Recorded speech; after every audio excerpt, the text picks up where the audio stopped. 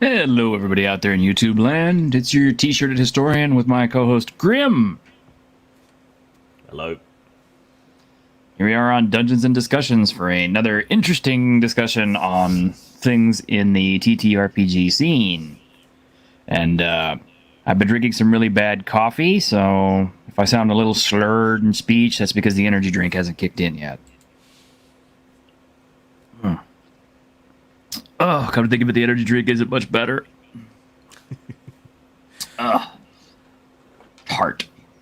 And, of course, we got our mod Snortopoopus out there, and hello, Victor.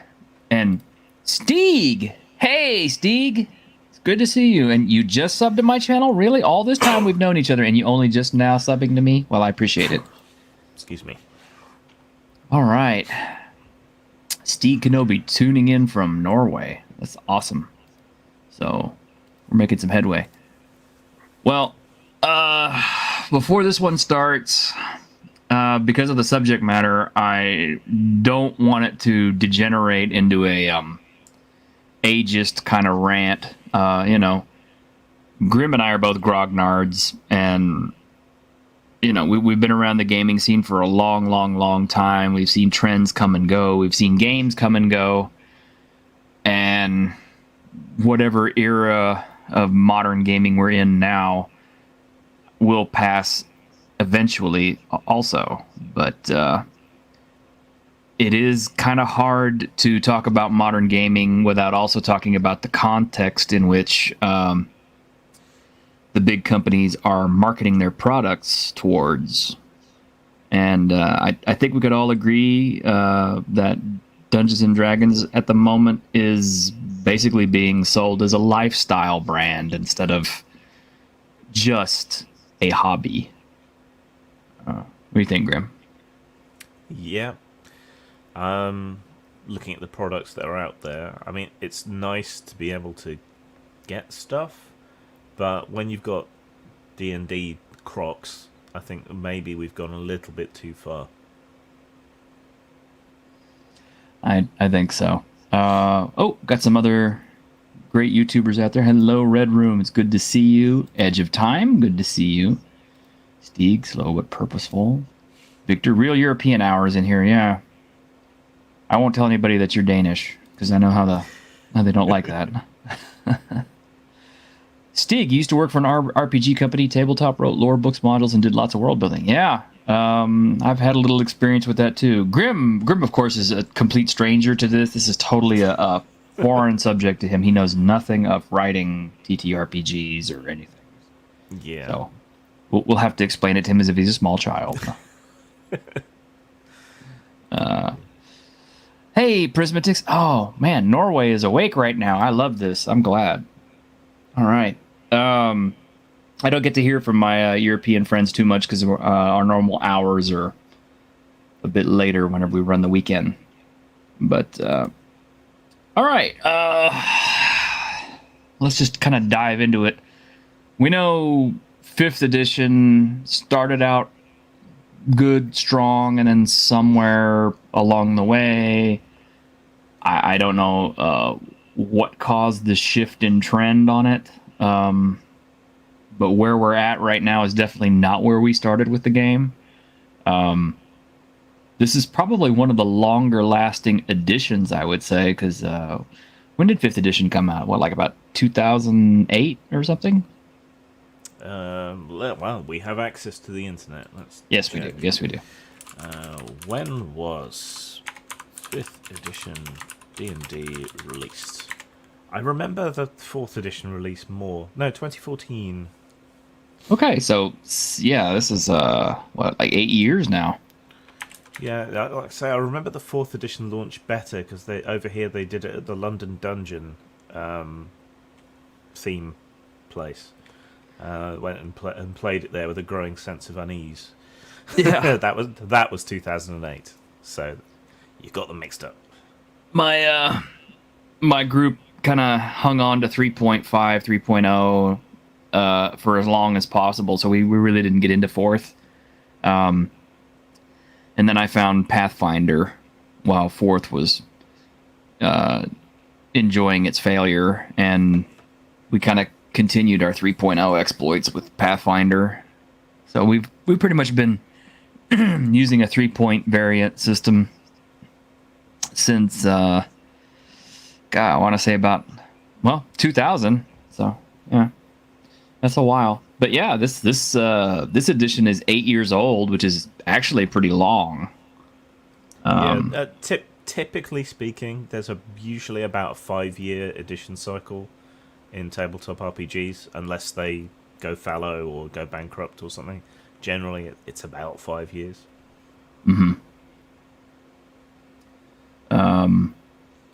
Victor says Tasha's was the first I ever noticed overt changes because of wokeness, which was right around the time orcs and yeah, we're gonna get into that. Trust me. And 5e is too simplified. Yeah, it's about the character's role in combat now, not the actual character.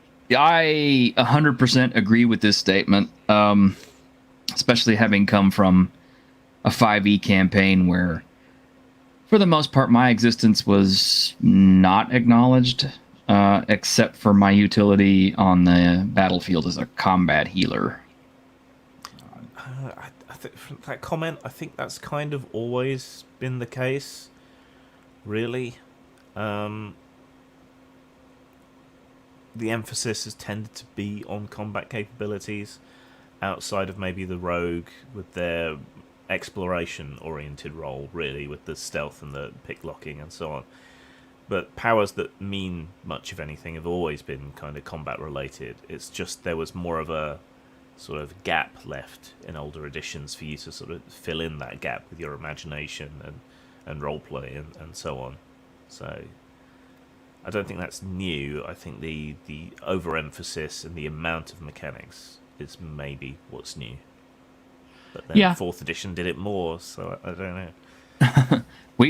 4th edition was a weird step. You came from 3.0. Well, actually, okay. Let me go all the way. We had to go all the way back to 2nd edition, because 2nd edition is kind of where they started kind of trying to break away from a pure combat game to actually having some role play stuff by adding in, the secondary skills. And then, of course, 3.0 came out, and there were tons of skills. So that added more depth to your role play. Although combat and all the rules were so mechanically heavy that you really did end up kind of playing a tabletop strategy game when it broke down to combat. But overall, we've had great role play out of it too. It being what it is. 4th edition took a step back because it basically broke the game down to a tabletop skirmish game. And I vaguely recall the one time I got to play 4th edition, it was kind of like, okay, we just killed this boss monster. Now we go back to town. Okay, does anybody need anything? Okay, we're going to shop, get our stuff. Okay, everybody got their stuff. Okay, now we're back in the dungeon. Yeah, we did run a very successful 4th edition game, Dark Sun game. But that was an experienced role-playing group, and definitely playing against the system rather than with it. So, yeah, I would agree. Actually, 2nd edition, my DM kind of maligns it a little unfairly, but 2nd edition brought us the Ravenloft Realm of Terror setting. And also Dark Suns, which are both pretty narratively roleplay heavy. And a whole lot of other ones like Mystara and everything. Well, actually, 2nd edition is when the Forgotten Realms was introduced, wasn't it? I am not sure. I am not a D&D guy particularly. I know, but I believe that's right. And I know we're just talking about D&D at the moment, but believe me, guys, we'll spread out into other stuff because this stuff goes deeper than you think. D&D does lead the industry. It is the biggest influence, the biggest game. You can't ignore it. I agree. 2nd edition gets a lot of goodwill due to superb art. Yeah, I think so too. Although, looking back on it, some of the first edition art really kind of has a special place in my heart. Especially I miss the Errol Otis drawings and such. But players I run 5e4 have the opposite issue. Either no one plays a healer, or the healer just gets asked to cast Fireball instead. If you have a healer that can cast Fireball, you're doing good. Yeah, healers aren't as essential in 5th edition as previous because healing is so easy. That is true. And that is a trend that actually started back in 4th edition because guys started getting the second wind and all that stuff.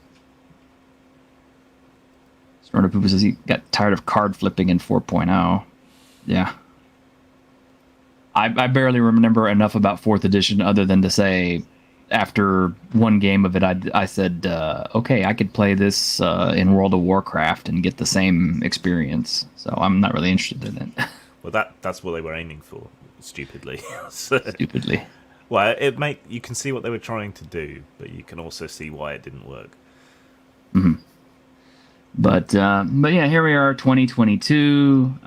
Wizards of the Coast has turned a page for D&D. They're about to come out with Monsters of the was it Manual of Monsters or whatever the hell it is? Monsters of the Multiverse. Monsters of the Multiverse, yeah.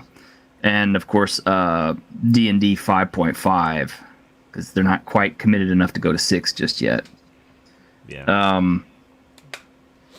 A lot of people think that mechanically there is not going to be a lot of changes between editions from here on out. They're going to try to just kind of streamline it, keep it easy to learn and pick up and stuff, because Wizards of the Coast has kind of shifted their player focus. Because like in the beginning, of course, they were looking to the old grognards and stuff like that who were like, yeah, well, that's an established audience. You know, we'll market it and get them on board, and they'll bring in new people. And then the coof hit us, and people got into lockdowns, and so they started discovering role-playing online as a way to pass the time and kind of keep up the social networking and find new things to do. And I think that has colored a lot of 5th edition after that, because the current trend in 5th edition seems to be, to put it in a nice way, a kinder, gentler Dungeons and Dragons. Well, I think with everyone living online, it meant that the very online people ended up with a much louder voice, I think. I tend to agree with you. They don't necessarily represent the enormity of the groups playing it, but they are the loudest. For example, 2 of the players I play with don't Twitter at all. Actually, 3 of them don't Twitter at all. I'm the only one in our group who Twitters. And honestly, if I weren't a YouTuber, I probably wouldn't Twitter either. So certainly, I was not exposed to certain aspects of the hobby until I got into Twitter. I've said this multiple times, but the whole orcs as black people controversy thing, that never entered any of the players' heads. It never became a thing. It was never a thing until we got to Twitter and found out that it's a thing, and I'm like, this is stupid. It's on Facebook as well now. Oh, is it? Oh, okay. So it would have gotten to me eventually, because I was still Facebooking for the longest time. And we know with Monsters of the Multiverse, you know, their big thing is there's 30 new races to play and all this. And yet we know with the release of Tasha's Cauldron, the races have been kind of homogenized to where stats don't matter. Or are so interchangeable as not to matter. Yeah, and that's the thing. It's like, you know, I'm coming from Beck Me originally, and in Basic, if you played an elf or a halfling or a dwarf, there weren't any gnomes back then. But if you played any of those three races, they were race as class. So they were they were locked into whatever they were going to do. And I have to admit, I was one of those people who always played elves. Because why not? Elves could see in the dark. Elves could cast spells. Elves could fight. Elves could wear, decent armor. It's like, why not be an elf in basic? Because it's obviously it's a cut above everything else. And maybe that's just the min-maxer in me talking. You you play with power gamers for 20 years and you kind of tend to pick up some of those habits.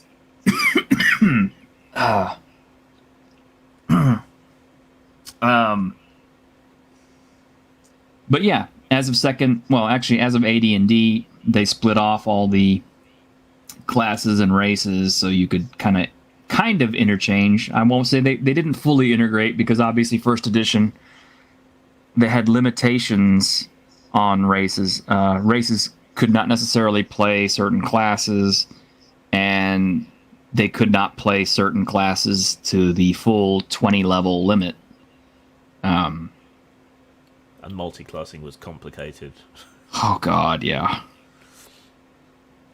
Let's not even talk about the Bard in first edition. But yeah, second edition kind of made a lot of that easier, more streamlined. They started releasing all the splat books on all the different races that you could enjoy, along with kind of a burgeoning archetype system, which was great at the time, I thought. Gave us a lot of options. And then 3.0 came out and actually took a step back. Obviously races still got to play into any class they wanted to, full levels, everything else. The only thing is that third edition focused on prestige classes.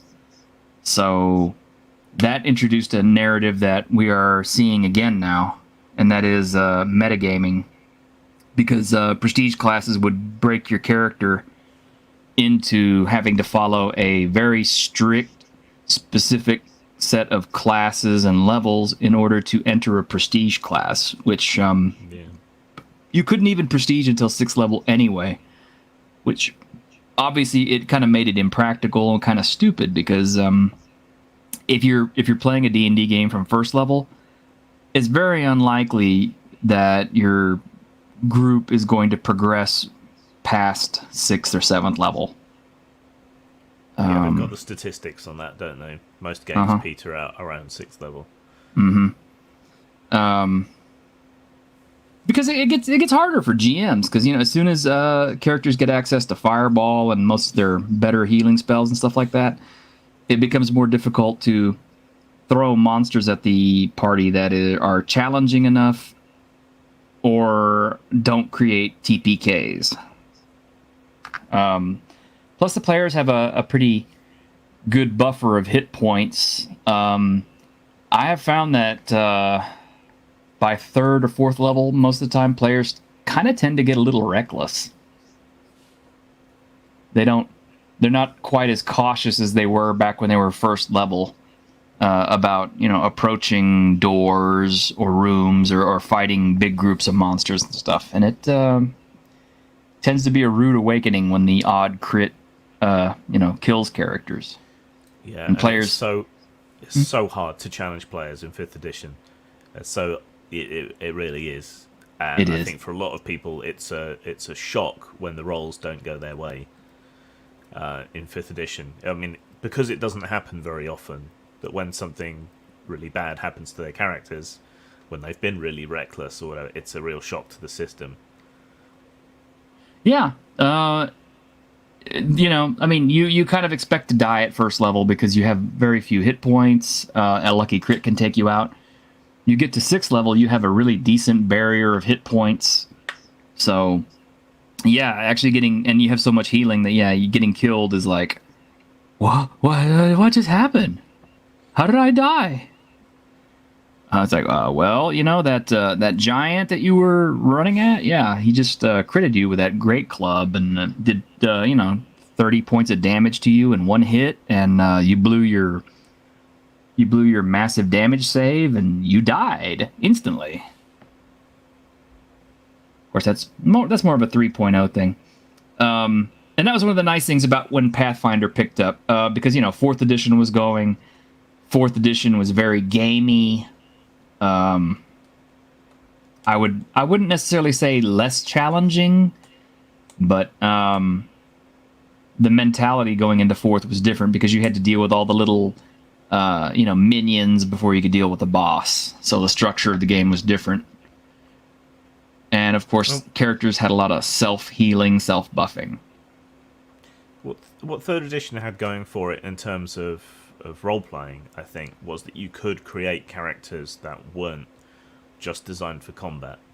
You had a deeper skill system, which meant you could design a character who was good at lore or social interaction in a way that's kind of fallen away with fourth and fifth. Mm-hmm. And of course, Paizo was there to pick up the pieces. They saw that there was a void created by fourth edition. Players were turned off of fourth, especially old grognards like myself. Our group totally did not touch fourth edition after taking a look at it. But I did find Pathfinder. I introduced it to my group, and I said, "Hey, look, it's 3.5, but it's like slightly more streamlined, better rules here and there." And my group kind of grudgingly accepted it. And one of the things I think Pathfinder did really well was not only were they pretty good about giving you something on every level, whether it be a feat or a new ability or something. If you take a look at all the Pathfinder classes, from Paizo officially, you'll find that very few of them have dead levels.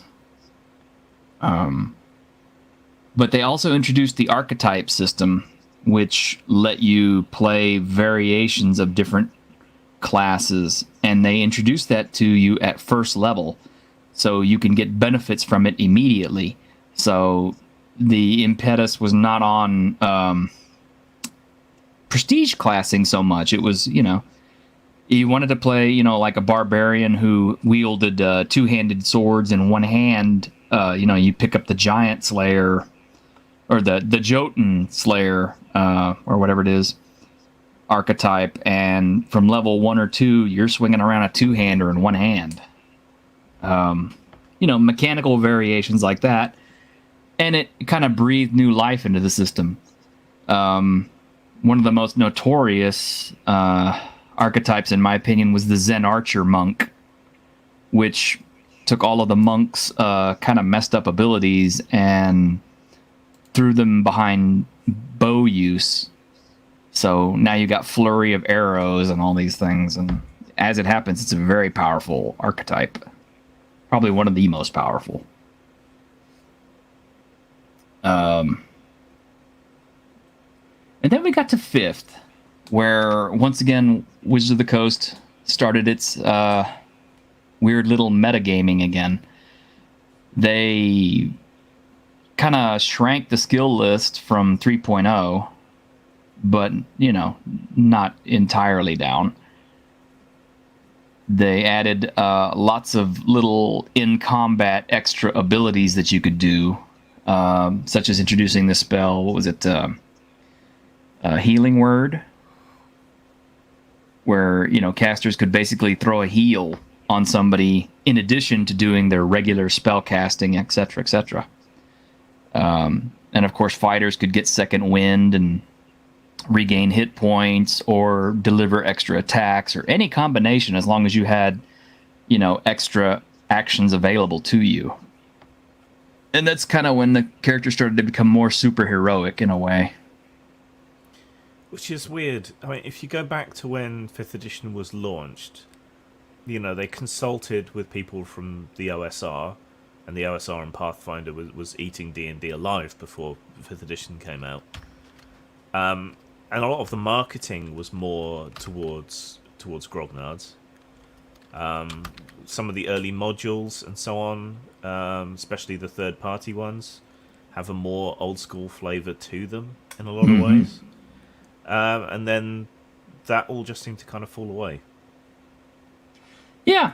I remember initially, there were a lot of things like Tomb of Annihilation, which, basically took everybody's favorite Tomb of Horrors and kind of made it much better, by adding in all of the background getting to the tomb and then actually cleaning up elements of the tomb. Because, let's face it, if you actually have read the Tomb of Horrors module as written by Gary Gygax, rest his eternal soul, it ain't perfect. In fact, there's sections of that adventure that are really, really stupid. And that is pretty much, I have a really bad label for this. I've used it with James Radji the Fourth, but I call it "fuck you" dungeons, which are basically dungeons that are designed solely to kill characters or in some way be unfair to characters. And I don't know. I don't own a copy of Tomb of Annihilation, but from what I understand, it is something of a kinder, gentler Tomb of Horrors. Yeah. Tomb of Mild Peril. Tomb of Mild Peril. Mild Peril. Adult explosions. Robert Weighill, okay, you're 21 minutes late, but what is this about? You have modern gaming as your title. Yes, we're discussing trends in modern gaming, going back from, we're kind of like starting at the beginning and moving into where we're at now with gaming, with respect to the shift in how Wizards of the Coast has changed over the 8 years that it's had D&D, and where it is going and how it's affecting us. But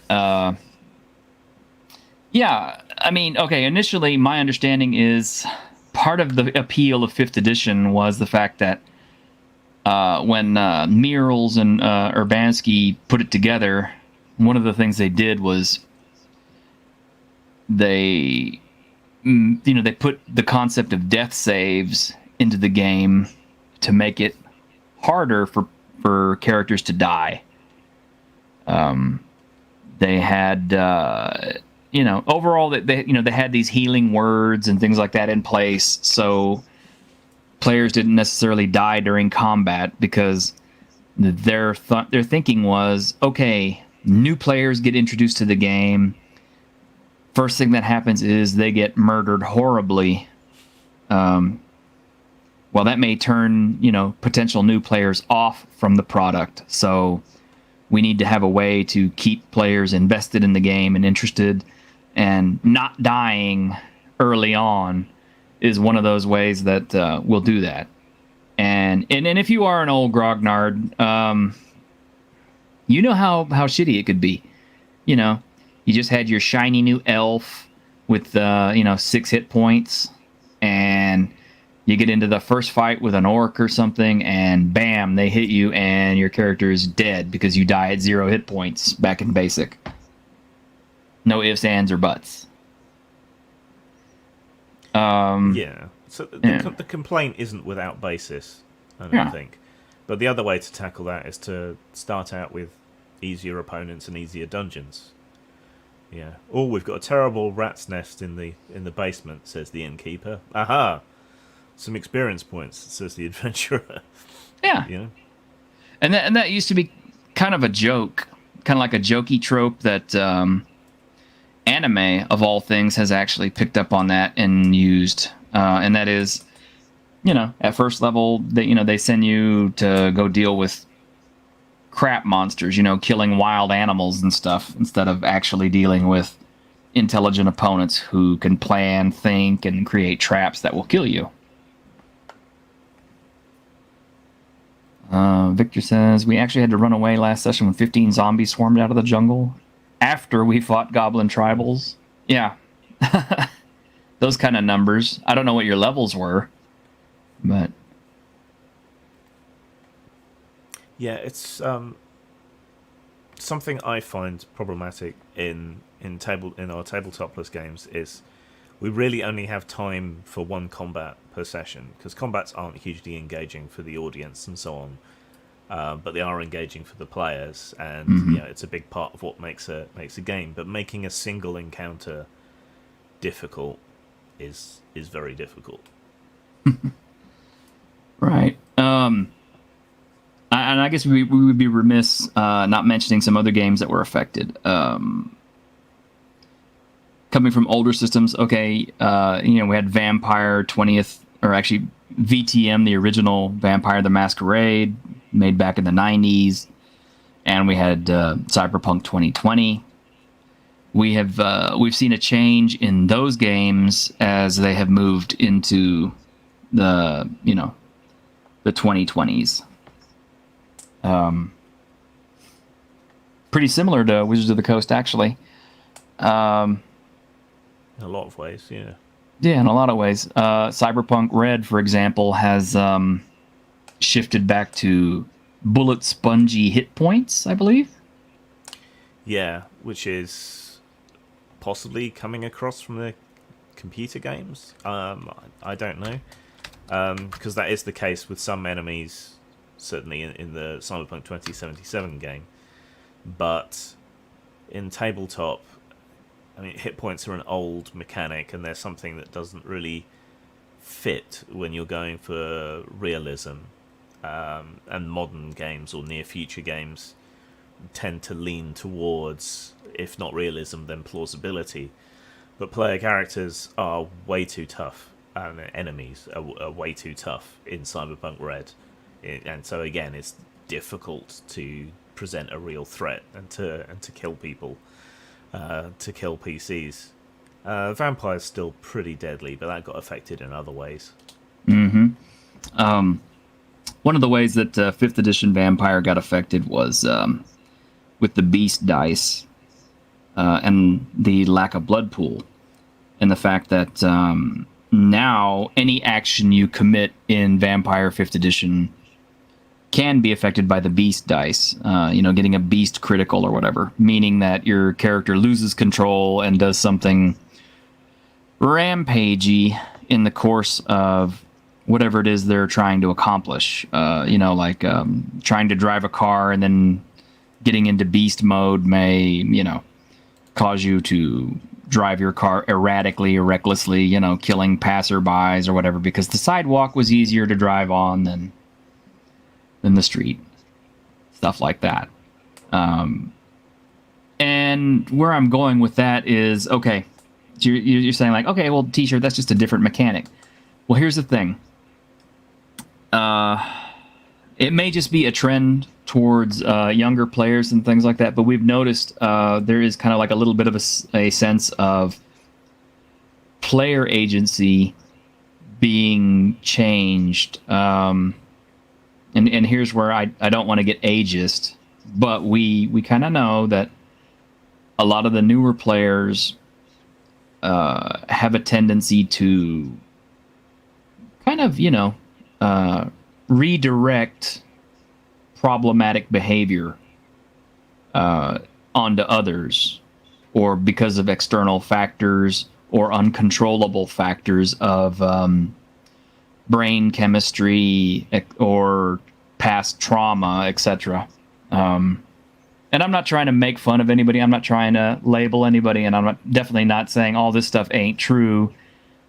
Grimm has an actual, depression. He's got a real mental issue. So that's, obviously I take that stuff seriously.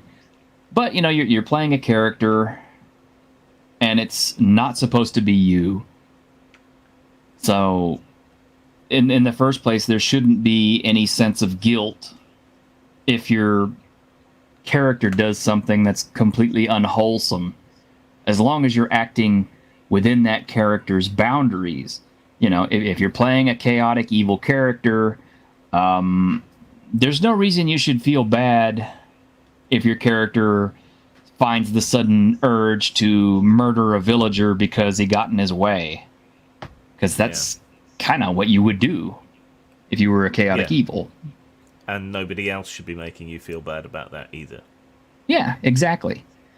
And the thing is with Vampire 5th edition and its beast dice, it has taken the blame for PCs doing monstrous deeds out of the PC's control. Whereas in old Vampire, you had the humanity system kind of keeping you in check, and the threat that if you ever lost all of your humanity, then you have completely surrendered to the beast, and you're now basically an NPC. Yeah. Of course, And that rule changed. Oh, I'm sorry. Go ahead. And you weren't going to go crazy unless you got really low on blood points, which was a pull. And so, you know, if you got that low, that was your choice to a big extent. Mm-hmm.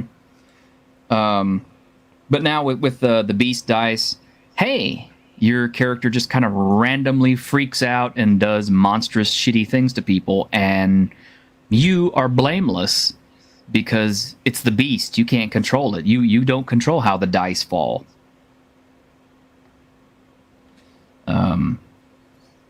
And another thing too is we noted is that, okay, older editions you had the Sabbat book, and of course, you know, the Sabbat are the bad guy vampires who revel in their monstrous nature and they love it.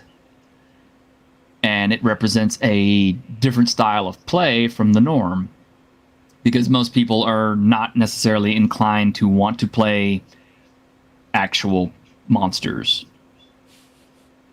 Don't worry, Grim, I'm getting to you. But the Sabbat book actually had rules for what you do if your humanity is in negatives, because that's kind of like something that the Sabbat aspired to, was having a complete lack of humanity and doing gruesome, monstrous things just for the sake of doing them, but with a purpose towards whatever goal you were working on, whatever road you were on. So in a way, it was... It really explored alternative moral systems, the various paths as alternatives to humanity. And of course, from the Sabbat's point of view, they were the good guys. Yeah. And in a way, it was almost a catharsis.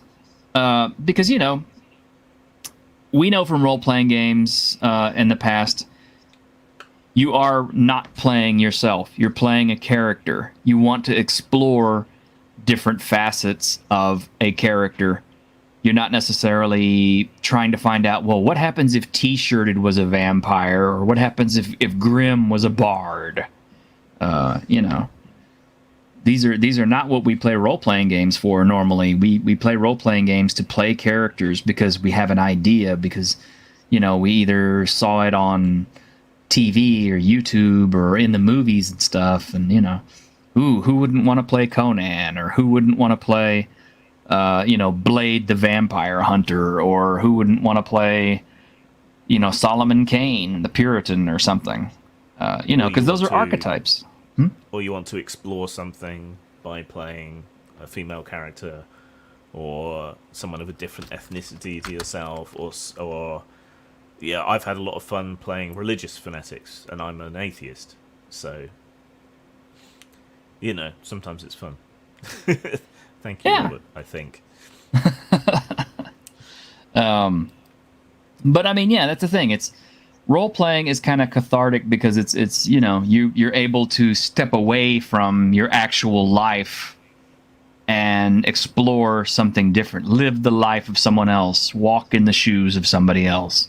You know, just once I would enjoy the power fantasy of being an insanely rich person with superpowers. Therefore, I would play champions and take like the multi-millionaire advantage or whatever. And yeah, like Robert Weigel says, yeah, whatever happened to just playing for fun? You guys remember we just played for fun? Yeah, just play for fun even. See, I don't necessarily like it when people say that, because fun can mean a lot of different things. Some people have fun on roller coasters. I don't personally like roller coasters. I find horror fun. Other people don't find horror fun. Sometimes delving into sort of deep intellectual, emotional, or spiritual complexity is fun for some people, and it would be boring as hell to others. So, yeah. Oh no, yes, Robert. Dragon Warriors. Played the hell out of it. Yeah, Grim doesn't know anything about Dragon Warriors. Incidentally, Robert, you may want to go back and check out our other videos because we had Dave Morrison on as one of our, or Dave Morris as one of our guests, the guy who actually wrote Dragon Warriors. Really good fun. Yeah, Red Room playing a psychopath is particularly fun. Yeah. Ordinarily, you can't get away with this kind of thing. You know, I mean, if you walk around and you cut up people in real life, you're going to be spending the rest of your life in a padded cell or a, prison cell. But in role-playing, you can explore these tropes and try them out and see how far you can get away with it, see how you and the GM could collaborate to kind of have fun with that. And that is kind of where things have changed and kind of deviated as the younger crowd has gotten a hold of role-playing games in general. The modern trend these days seems to be for a lot of self-insertion characters. Players, for whatever reason now, want to play characters that are more like themselves. And I've noticed this even with players from my own age group, which is, I'm 48. So just recently I quit a game with a friend of mine who'd been gaming with me since we were 10 years old. He's also 48. And even he, to a decent extent, was playing a self-insert character when, he should have known better.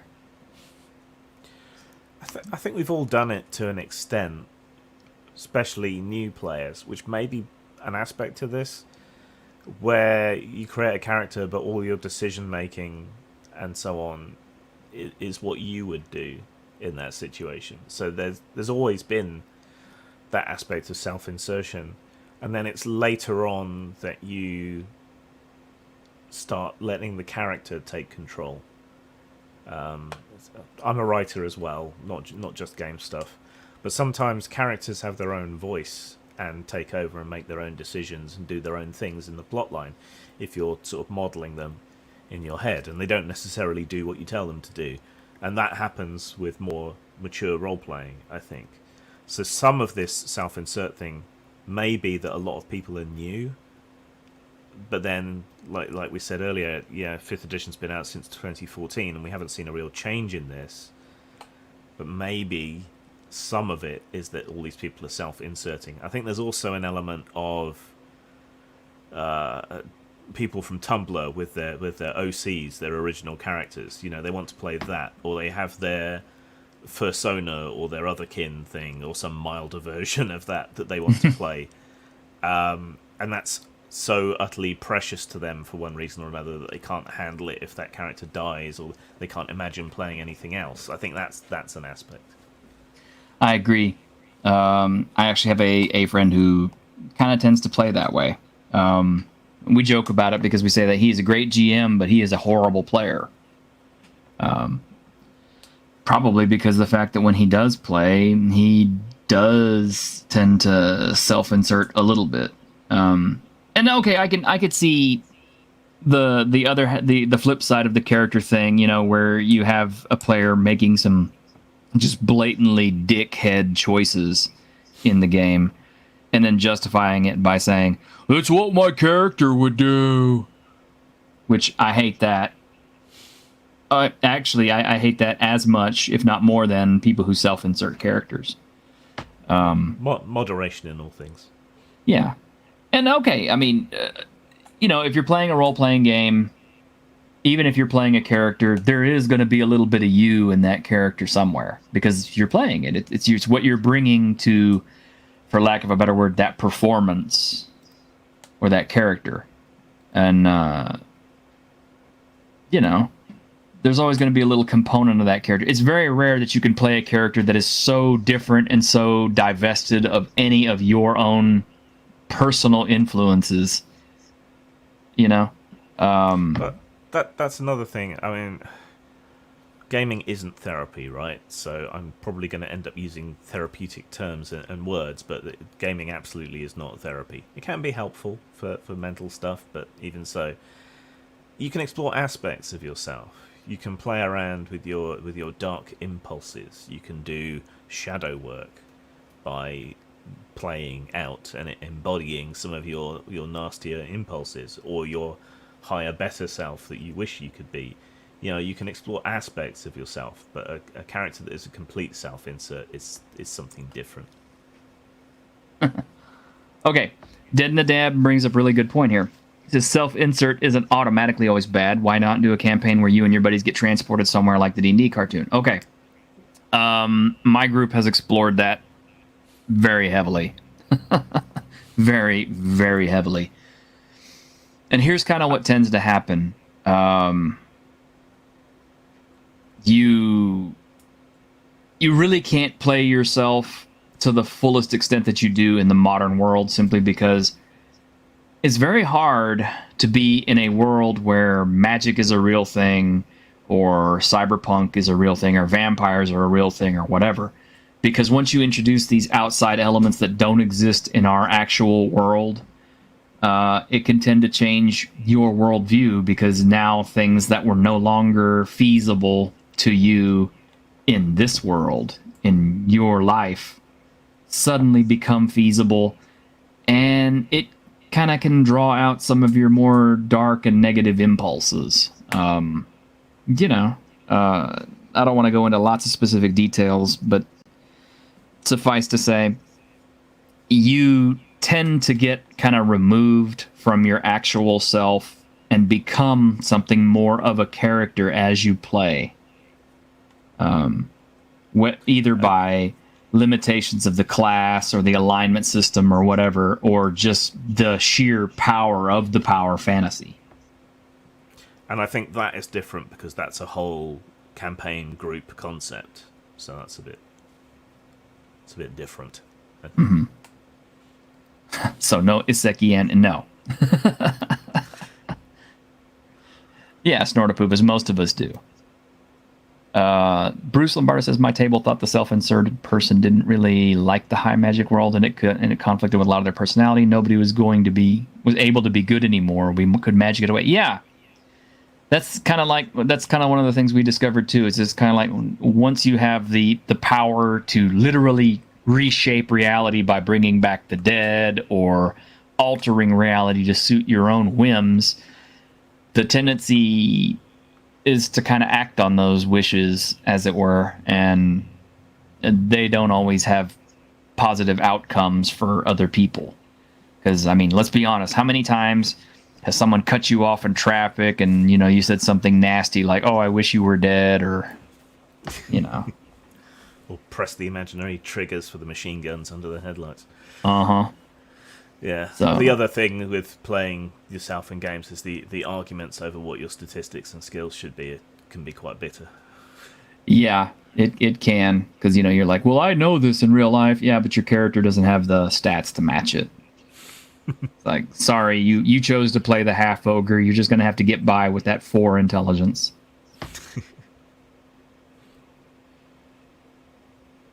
Yeah, Prismus says, you never insert the self-insert thing. You don't play games, watch movies, read books for only to insert yourself in it. You don't need that in Escape. Yeah, and some people don't.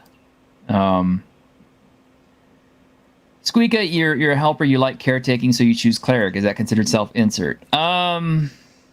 Maybe Not to really. a lesser degree, but I don't know. I'm not your therapy person necessarily. I mean, but if you enjoy doing that role, then that's fine. That's what you should do.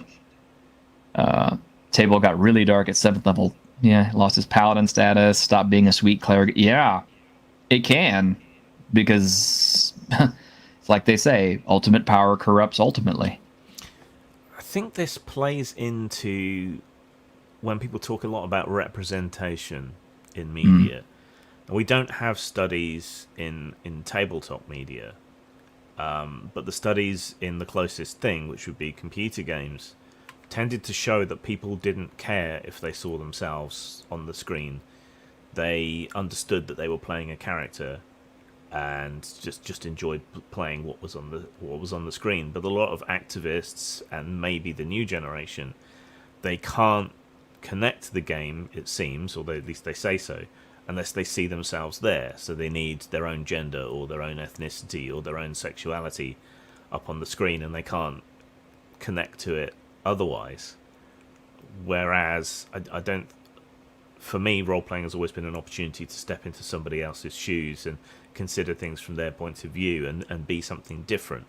I don't need to see myself in any media, but in games media in particular, where it's interactive and where you're maybe playing something different from yourself, part of the fun is not being yourself. Do you Yeah, follow? I do. But the Um, expectation seems to be there that they have to see at least some aspect of themselves in order to enjoy any media. and that may be why the shift in the game is happening.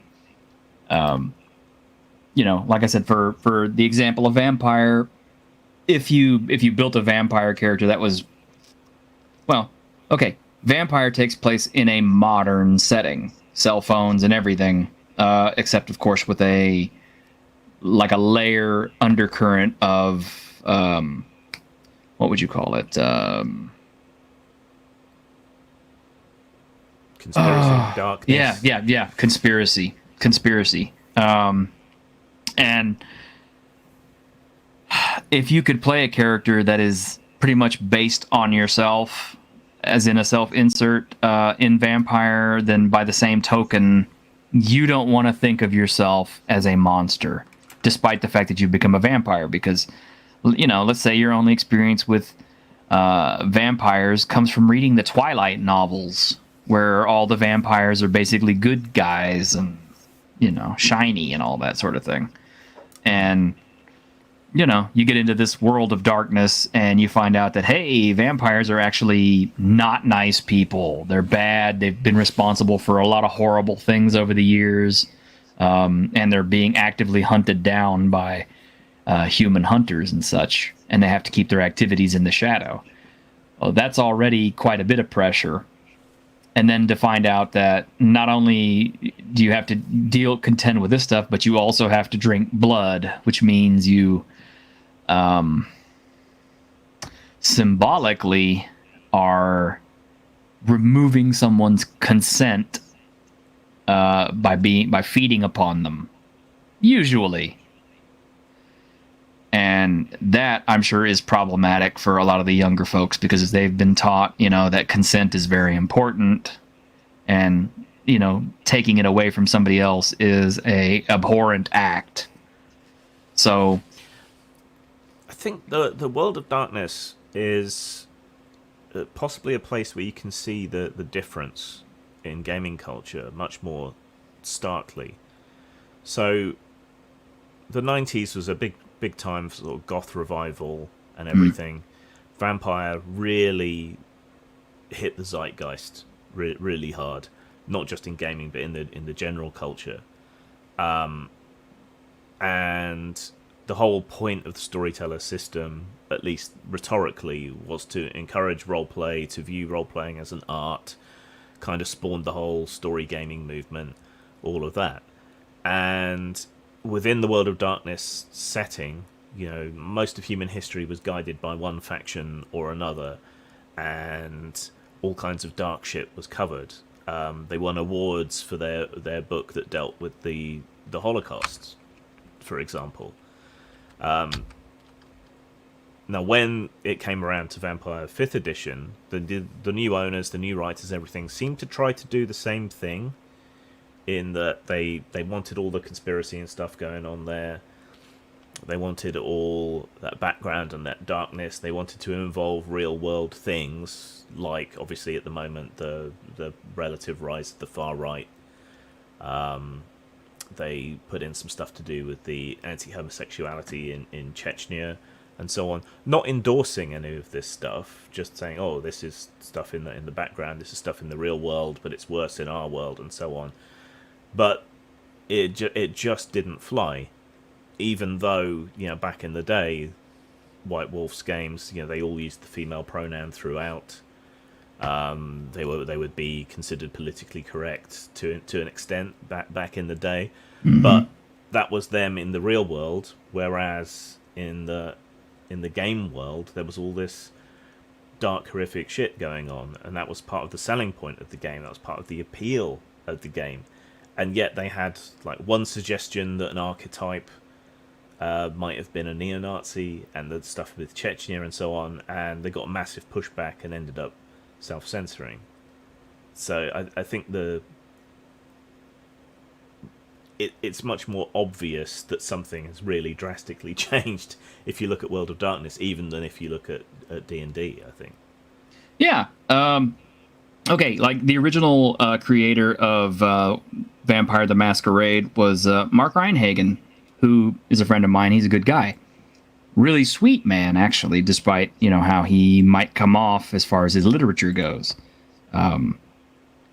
But, you know, back in the day, Vampire the Masquerade was kind of dark, edgy, and very different from Dungeons and Dragons.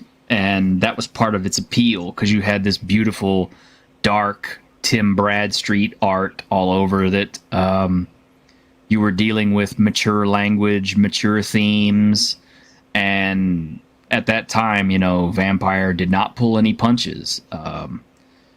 I remember especially a lot of the Black Dog Game Factory books that they would put out here and there, which were really so bad that they had to sell the books with plastic covering and stuff like that to keep people from looking inside of them.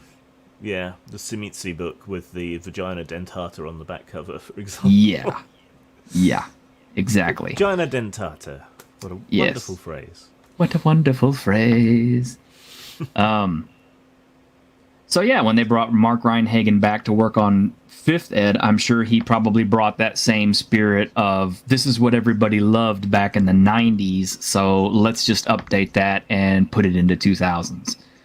And yeah, that ended up flying the wrong way with people, and they threw him off the project. So I suppose the only way you could put it in, let's say, D&D terms is, let's say that Gary Gygax was still alive and he was asked to work on 5th edition, and suddenly WotC didn't like something he did and threw him completely off of Dungeons and Dragons. Well, that kind of almost happened to him in reality, too, when he lost his company. But yeah. And the weird hostility that we've seen to new TSR, okay, not that weird.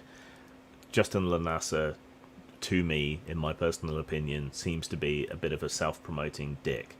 But the way in which they went after Ernie Gygax, and to a lesser extent Luke Gygax, even though he's not involved with that, the way in which they dragged their father's reputation over the coals and everything just to find ways to attack them, you know, that was disgusting to me, and I think that shows something.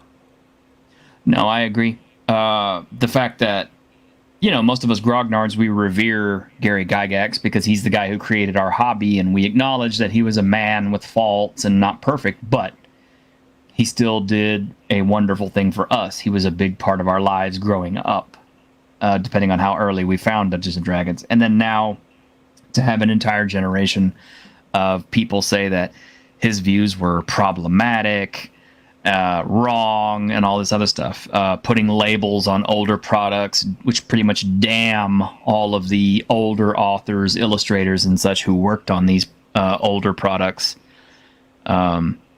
I find it incredibly hurtful and disservicing. And I know people are like, well, they're just doing that so they can sell stuff and not be problematic. And I'm just like, I don't agree with it. I don't care what their justification for that shit is. It's not right.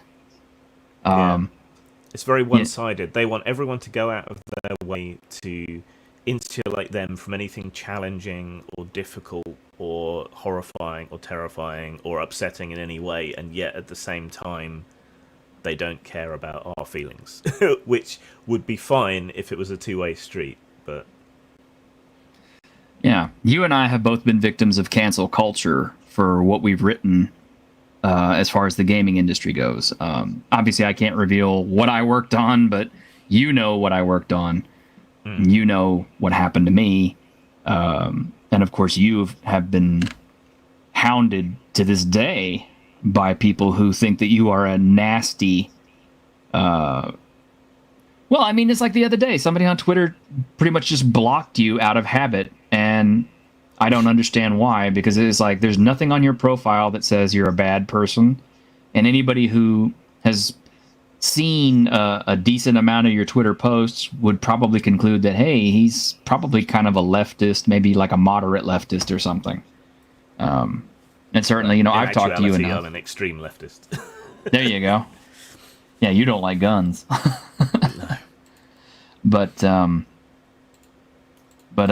oh God, Bruce. Yeah, I remember HOL. I have it over here on the shelf somewhere. Robert Weigel, yes, Cyberpunk 2020 dealt with some dark, ethically immoral gaming. Yeah, we were more edgy back in the 90s. Yeah, I mean, it's like Cyberpunk, and Cyberpunk 2020 is where we got like the Midnight Lady and Mr. Stud implants and things like that, you know, which were at the time considered to be like, ooh, because the doll software, all that stuff.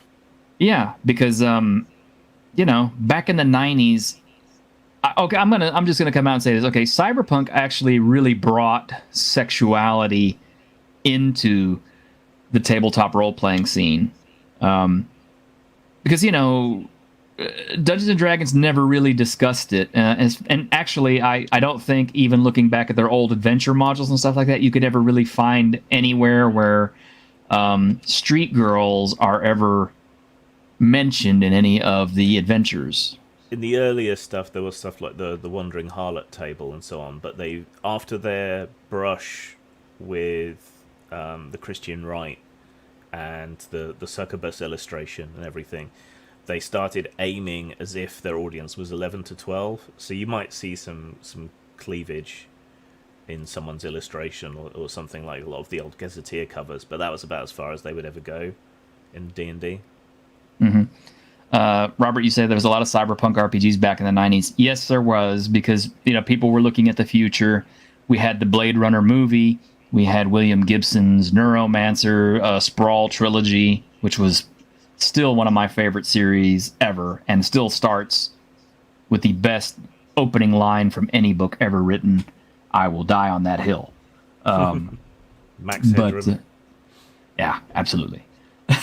Yeah, Max Headroom. Yeah, because that's where we thought we were headed. Here we are in 2022. We're kind of living in a dystopia, but this is not the cool one with the cybernetic implants and the sex robots and the flying cars. This is kind of like the shitty one where the planet is dying.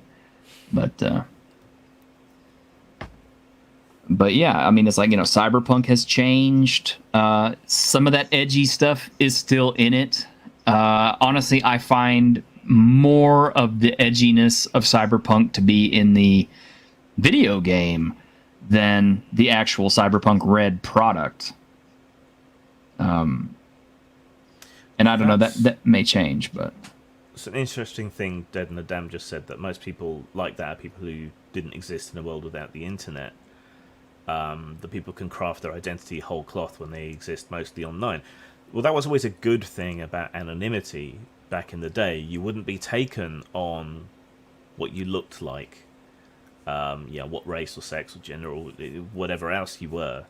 You would just be taken on what you said.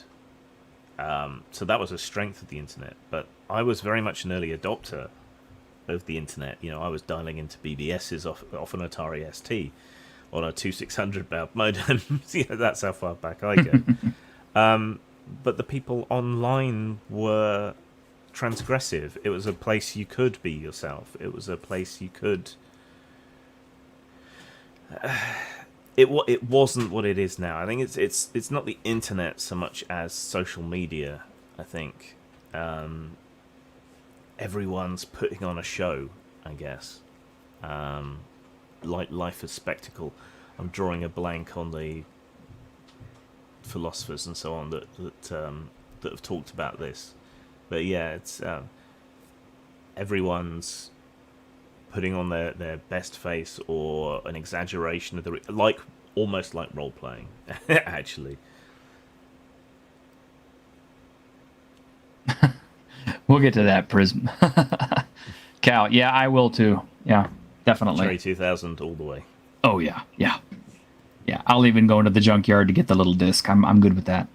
And Bruce Lombardo makes a really good point here. He says the old writing guidelines were so puritanical you'd write for White Wolf just to make furry porn for. Yeah, that's pretty much true because TSR got a lot of backlash internally when Gene Wells wrote the first draft of Palace of the Silver Princess, which you can still download for free, by the way, if you go look for it on the web.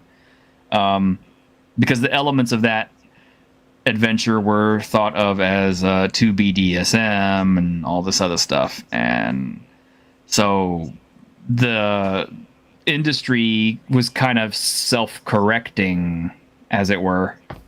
Whereas, yeah, White Wolf actually took the chance on being edgy and far out and nasty and brutish and all that. And once again, Grimm has said this, I will say this too.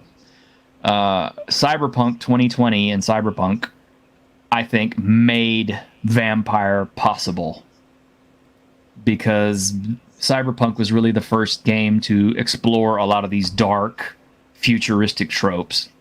And one of the ways it could get away with it was because, back in the 80s, we saw the future as being more and more dystopic with more crime, more sexuality, and all these other things. Basically, everything that, puritanical Bible pushers at the time were against and were preaching to us was bad. Drugs are bad. Sex is bad. Murder's bad. Well, it still is. But, all these things that we were told were bad back in the 80s, we figured, okay, well, the future is going to have tons of that shit, and it's all going to be turned up to 11. And that's what Cyberpunk was. So when I did interview Mark Reinhagen a couple of years ago, it was surprising to hear just how much White Wolf internally were affected by the controversies about their work back in the 90s and how much pressure they were under. And they did self-censor to a degree, at least according to Mark. So, yeah, it has affected even game makers that in the past that we thought weren't affected. But I don't think the pressure then was anything like what it is now. Mm-hmm. And that is strange. You would have thought that we would have loosened up and been more unrestricted in what we write and consume, especially as far as our fiction goes. And yet, the trend with the modern kiddies who are writing the comics, the TTRPGs, the movies, the TV series, etc., etc., etc., all of pop culture is a kinder, gentler, racism-free, ethnic-free, sexually free idea. This is what really grips my shit about this. This is the part that really, really fucking annoys me. For as long as I have been alive, up until recently, progress has always been marked by less censorship, a loosening up. Even the kind of books and things that I really enjoy were all things that took a stand against censorship. You can go all the way back to Dangerous Visions, the collection of science fiction short stories headed by Harlan Ellison, which was like a stand against censorship and puritanism within science fiction at the time. TV in the UK got a lot less censored while I was alive. When the internet came along, it kind of destroyed the UK's fairly puritanical pornography laws, for example, which is how I found out that I wasn't a freak of nature, and that there were whole bunches of people that were into a bit of slap and tickle the same way that I was. So, and Lady Chatterley's Lover got legal, not in my lifetime before, but the point is that progress has been marked by increasing liberalism and libertinism as long as I've been alive. You know, more things have been acceptable. You know, certain types of humor became more acceptable. Degree of nudity that you could see on TV or in film became more acceptable. Censorship laws fell away. The internet, when it first came out, allowed us to say anything to anyone anywhere in the world, and to have conversations on their merits without personality or identity coming into it. And then since about 2010 or so, it seems that we've been on this massive backslide from that. And ironically, it's coming from people who style themselves progressive. Yeah. And they call people like me conservative or reactionary for trying to preserve that past progress, for trying to defend the beachhead that we made against censorship and against control. So, yeah, that really bothers me, because throughout my lifetime things have gotten looser and more open. We've been able to have freer discussions, artistic expression has been opened up, communication has been opened up, and then now it's the people who self-style themselves as progressive who are winding that back and trying to shut people up and censor them. Of course, the right does as well once they get any power, but it's True. people who call themselves left-wing who are doing this. Whereas, you know, throughout my lifetime, the left wing has been associated with progress and anti-censorship. You know, the Berkeley free speech movement, the Oz trial. You know, all of this stuff. And it's the video nasties era that went away in my lifetime. You know, we defeated the right wing Christian control only to have another group of people come in and basically do the same thing with slightly different language. It's soul destroying is what it is. Yeah, and Squeaky, you make a good point. Internet has expanded the world in a way that there's more input and more people wanting to be in that world. Yeah, without the internet, I never would have met Grimm, for example. I mean, I have read his work before I ever met him. You know, because I used to pick up Mongoose Publishing stuff way back in the day. So, of course, I saw, you know, James Desborough on some of that stuff, and it was fun and cheeky. We liked it. We got a good laugh over that stuff. We sold a lot of it at the store. We did. We liked all the Mongoose stuff. It was kind of beautifully broken. So there's a quote from Douglas Adams from The Hitchhiker's Guide to the Galaxy, which is about the Babel fish, but to me it just really sums up what the internet has become. In so many ways it's been great because it's facilitated communication, but the quote goes, "Meanwhile, the poor Babel fish, by effectively removing all barriers to communication between different races and cultures, has caused more and bloodier wars than anything else in the history of creation." Kind of true. And that, yeah, it kind of feels like what the internet has become. It's allowed all these people to communicate, but then they just end up hating each other. So. It's kind of hard to deal with people when they have different opinions, and I guess we have come from a lifetime of having to learn how to deal with it. You know, just from everyday interactions, correspondence, and all this sort of stuff. You know, the old saying, you know, like, you know, smart off and lose two teeth, kind of comes close to heart on that one, because, you know, the laws have changed a bit to be more. I enjoy arguing, and a lot of people don't, and they take argument or debate or discussion or challenge as being somehow a personal slight or attack. Mm-hmm.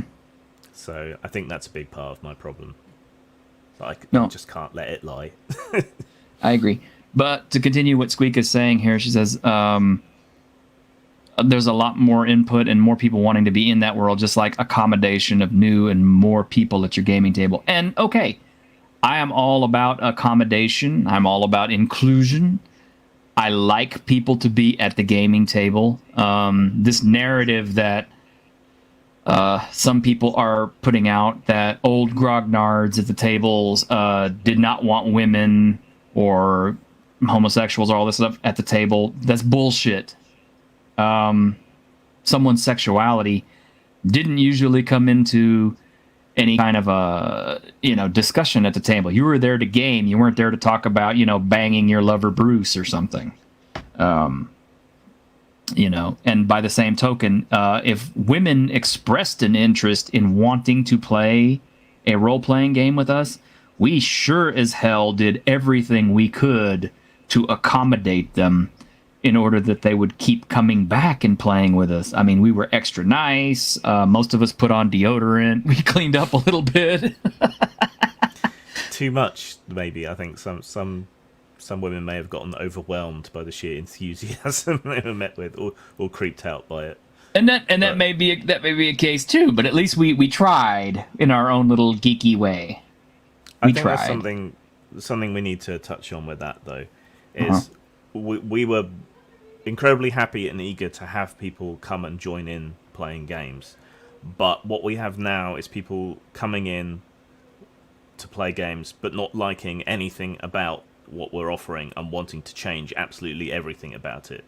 I mean, imagine if you had a knitting circle and you advertise in the paper you want other people to join. We gossip, we knit, we share patterns, whatever, and then people start showing up and saying, oh, we can't use red wool, or we can't use acrylic anymore, it all has to be natural fiber, and those needles you're using are dangerous, you should use wooden ones instead of metal ones, and so on and so on and so on. And then someone says we should switch to crochet, and it's just bit by bit the whole thing that you wanted people to join is destroyed and it's not there anymore. So if you want to game, yeah. Squiggy says that's the same concept now. I'm going to do extra to keep these people. Yes, except it's not the hosts who are going out of their way to keep these people so much. It's the new people showing up and making demands on the host to change, or the other players at the table to change. If you can imagine, somebody new showing up to the gaming table and critically eyeballing everybody sitting at it and pointing out something that they were doing wrong and that they had to fix immediately, otherwise that person was going to leave. And these days, badmouth you, get you banned. Get you thrown out of your job. Nice army base you got here, Colonel. Shame if something were to happen to it. Yeah, exactly. All your bases now belong to us. Want to see chivalry in person? Insert a beautiful woman at an AD&D 2nd edition table. Watch those dudes suddenly have manner. Yes! Absolute fucking truth, Bruce. Yes.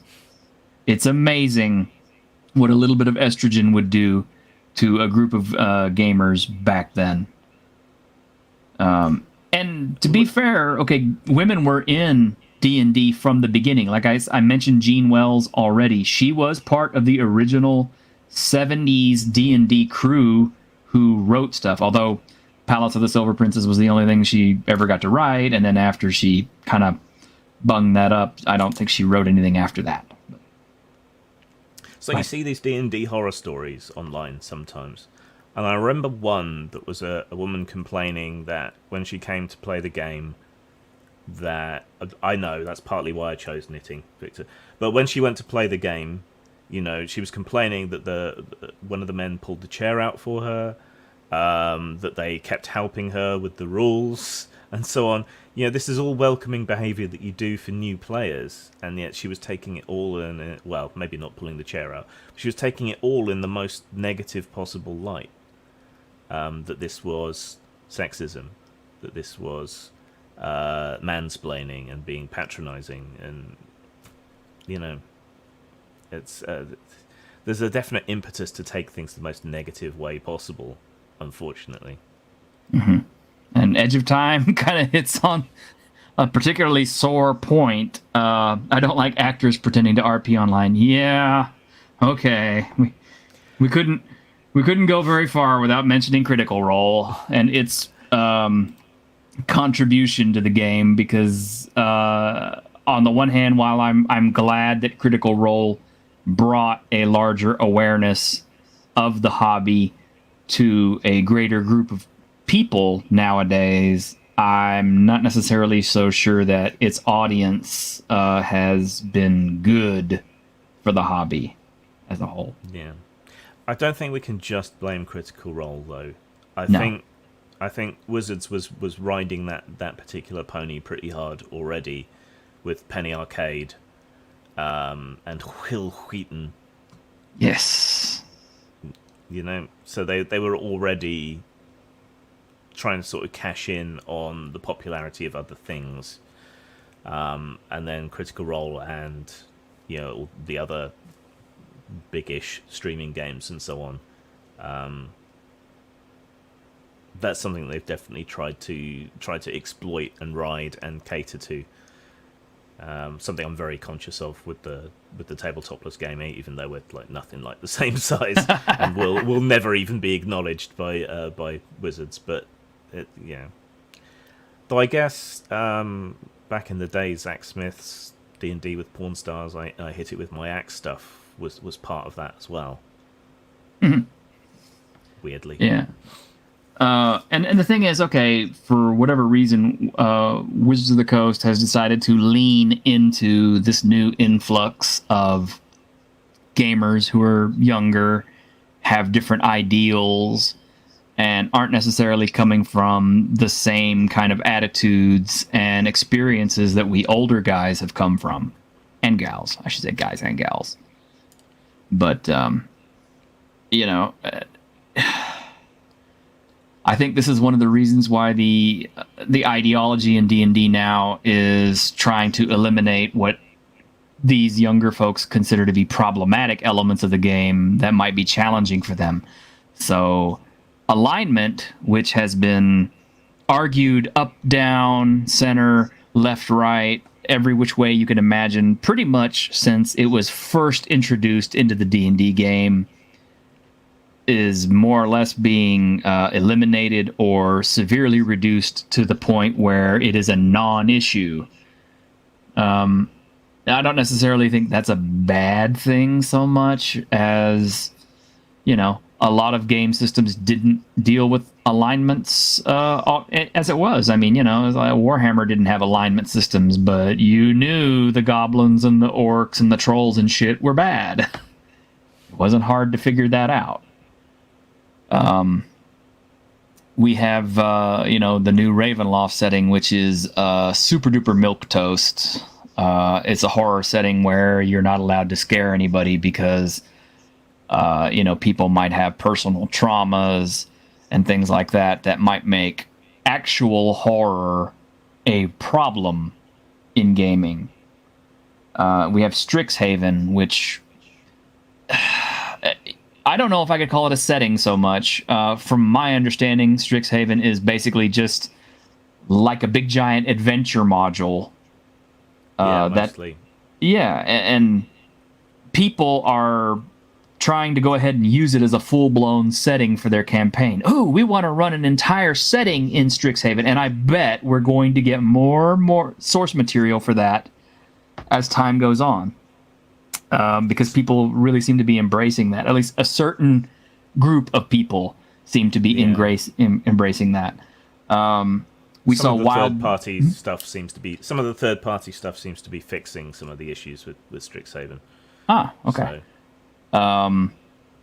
We had Wild Beyond the Witchlight, which was the first supplement, which had actually non-violent solutions to every single conundrum that happened in the game, which could, allow you to in-game reward, players for finding different solutions to stuff other than just kill. Though that's always been the case anyway. Yeah, I would argue it always has, especially if you have a good creative DM and a creative bunch of players. And there was Thaco the Clown, of course. Oh, yeah, Thaco the Clown. A direct jab at all the older players who came from the Thaco system and who apparently is a jab at Urbanski himself with the pipe. Although I'm not 100% sure that is the case. I think, but it might be. At the very least, he paints it that way. Warhammer 40,000 has been kind of diluted because, it's Warhammer 40,000 was always a system where every single race that you played in that game they're all bastards, all of them. They're all evil. You know, the Space Marines are neo Germans from the 1940s. You know, the orcs were just, you know, raw monsters. The Tau espoused, you know, the greater good, and yet they were using very socialist control methods, well, communist control methods and such as purifying and genetics. You know, all these different races were just evil in their own way, and now that is kind of being retconned, so it's a kinder, gentler, dark empire, I guess. I don't know how else to put it. And part of it, I think, is the companies themselves are trying to virtue signal in order to attract a larger customer base to their products and keep selling them. And I'll give you one example of a company that leaned into it so hard, I think they broke the shit and fell over.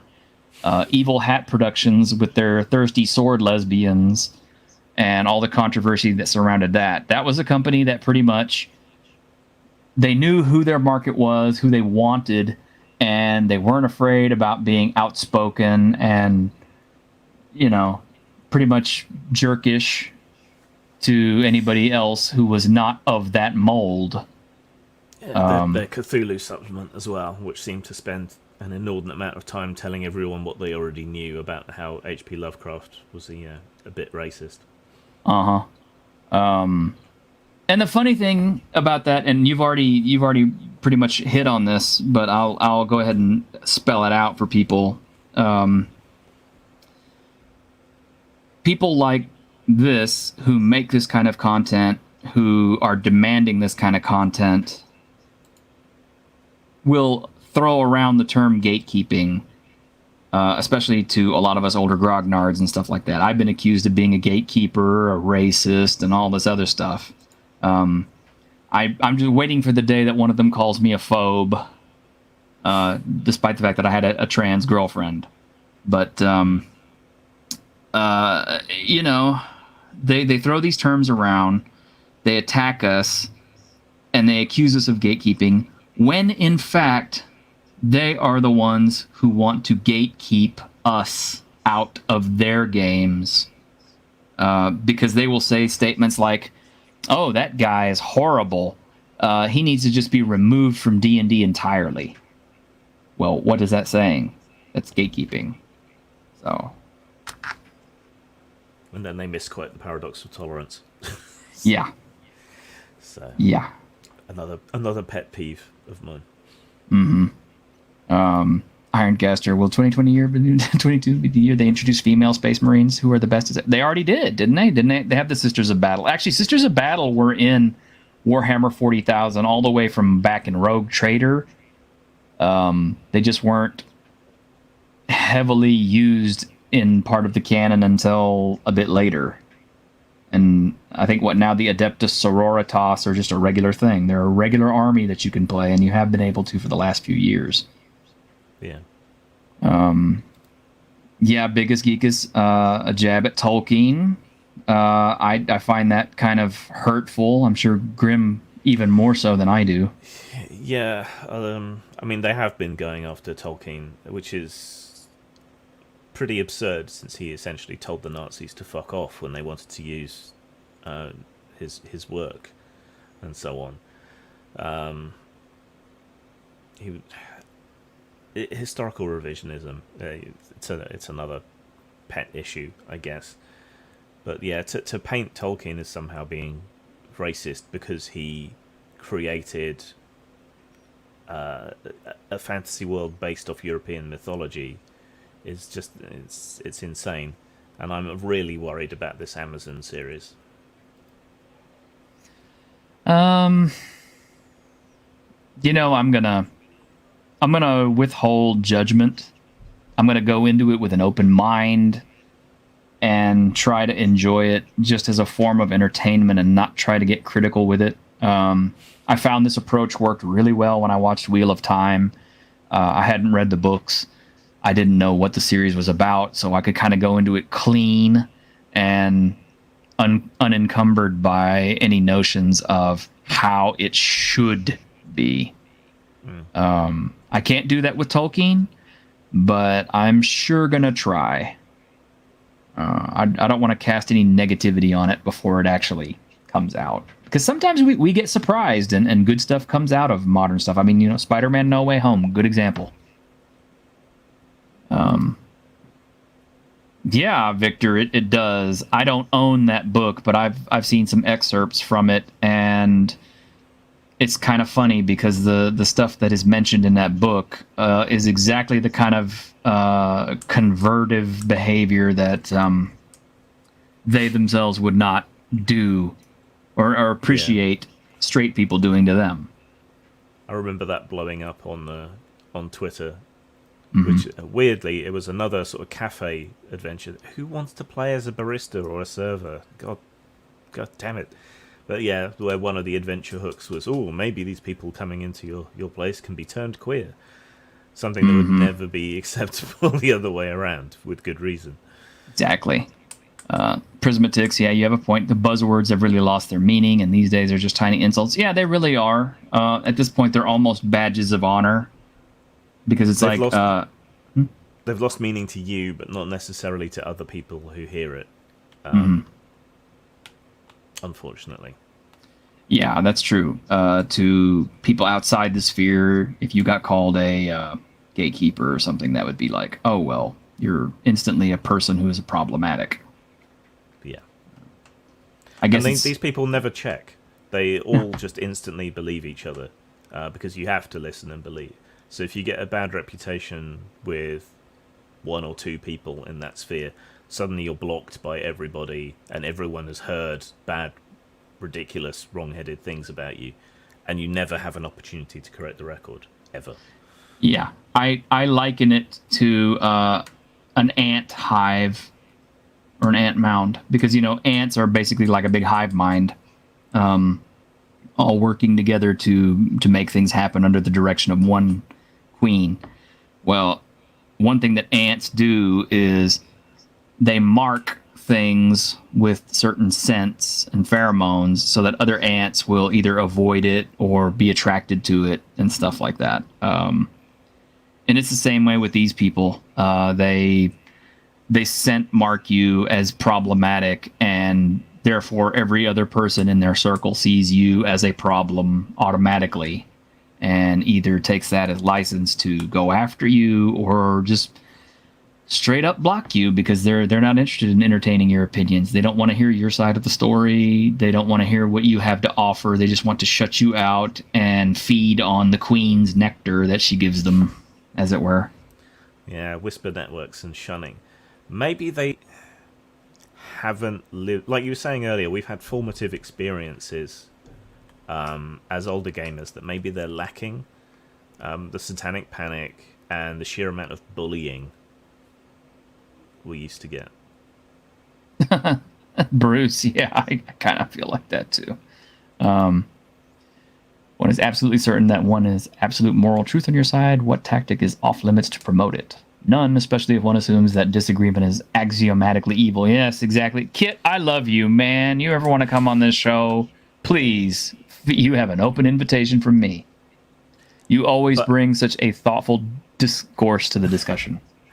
But how are they coming to the conclusion that, for example, to take my big Twitter blow up the other day, how are they coming to the conclusion that hearsay is better than evidence, that you should listen and believe people completely blindly, and that no one should have presumption of innocence extended to them? That seems to me a pretty as close to an unambiguous, objective, ethical wrong as I can think of. And yet it seems to be a dominant thought form in that group. Mm-hmm.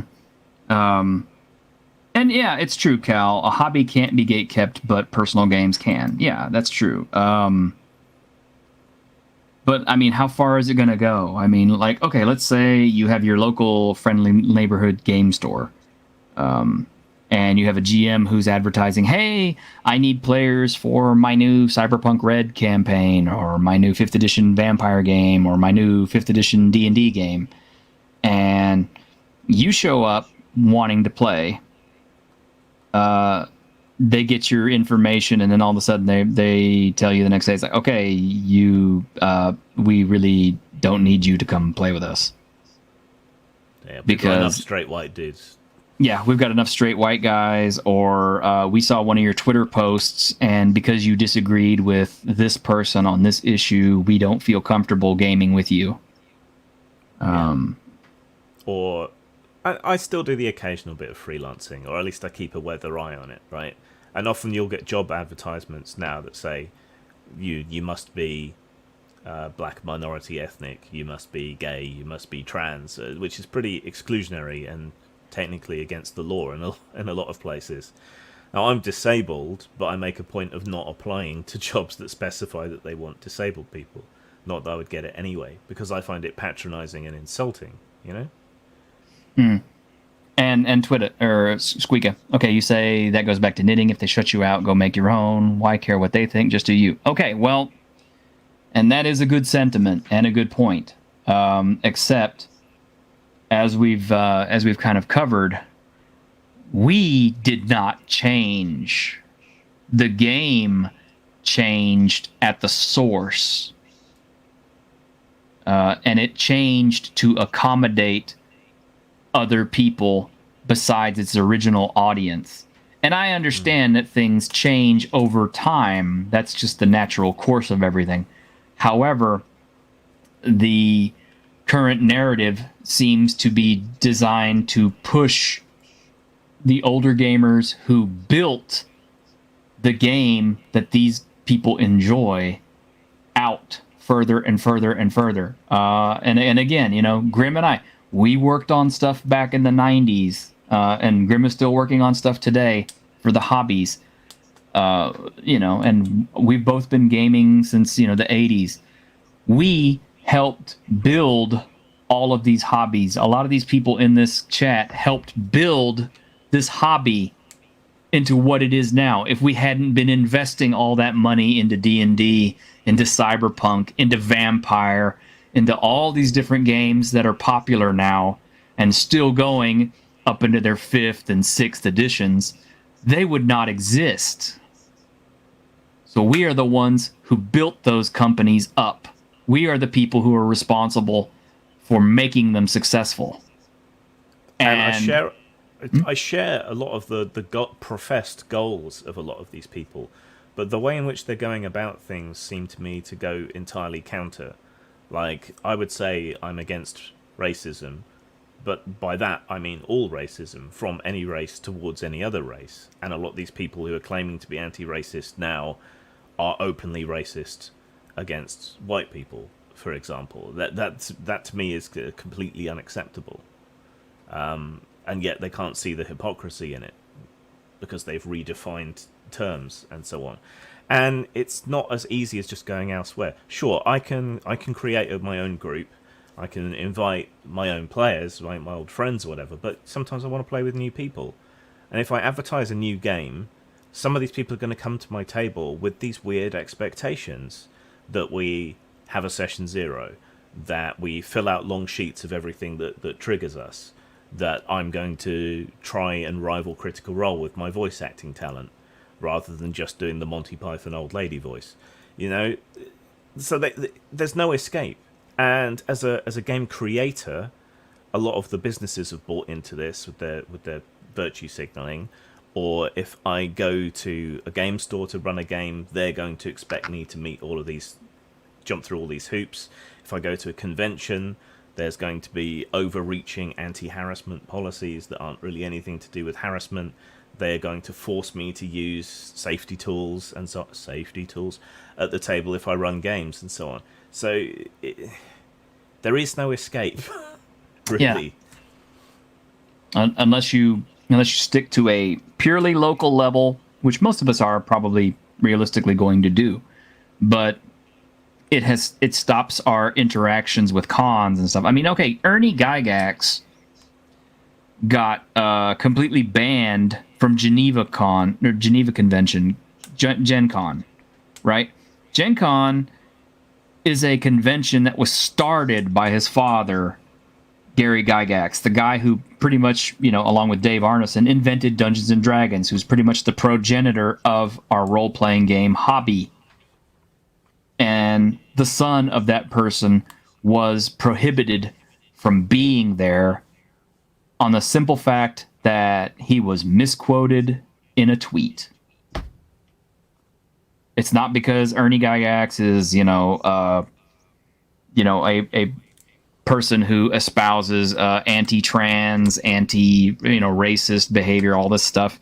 He doesn't, but he has been tarred and feathered with that brush, and because of it, and because of the lack of investigation by the newer players and things, he has been more or less labeled as a problematic person and been rendered to a persona non grata kind of a role. And it probably doesn't help that he's kind of hitched his wagon to Justin Lunasa, but yeah, that's a different. Unfortunate.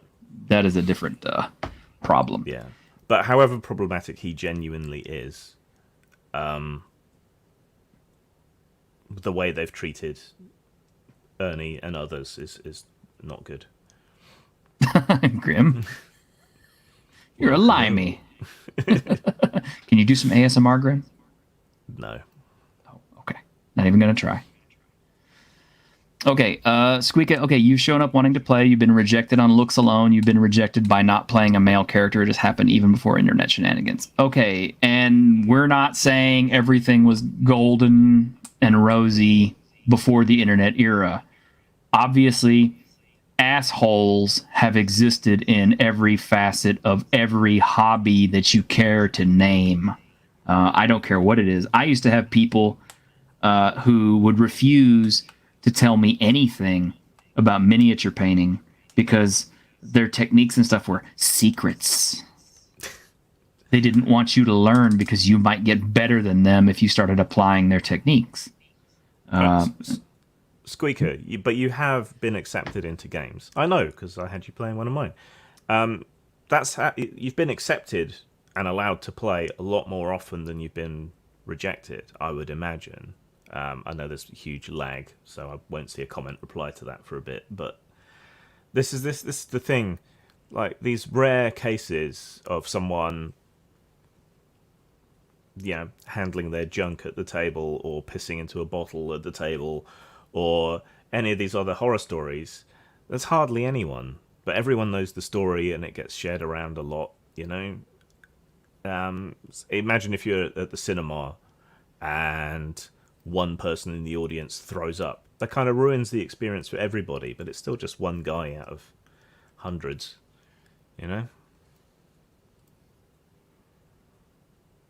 Oh, you worked for Steve Jackson when Munchkin wasn't even a baby. You know about building. You understand watching things change. Yeah. And I know Steve Jackson, too. Probably not as well as you do, but yeah, nice guy. Signed all my books. Tell him to pay me a cut from Munchkin. Bastard. You've met secret painters, yes. Well, the nice thing is with the internet, we don't have to keep those kind of secrets anymore. As a matter of fact, I'll just be honest, okay, when it comes to miniature painting, I love sharing knowledge because it helps me be a better painter, it helps them be a better painter, and everybody gets better, everybody grows together. It's kind of strange. And we kind of tend to follow that with YouTube, too. Interesting. It's almost as if the world is a big enough place to accommodate everybody. And yet we insist on shutting people out. Why is this?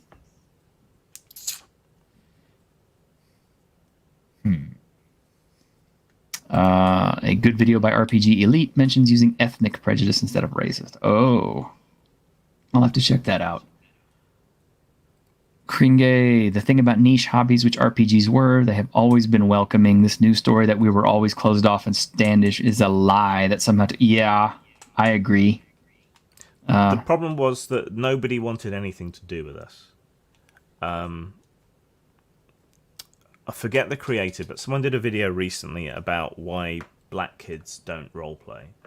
And I think he missed what I've always found to be the major issue with getting people from ethnic minorities into tabletop gaming, which was simply that their own community didn't want them to.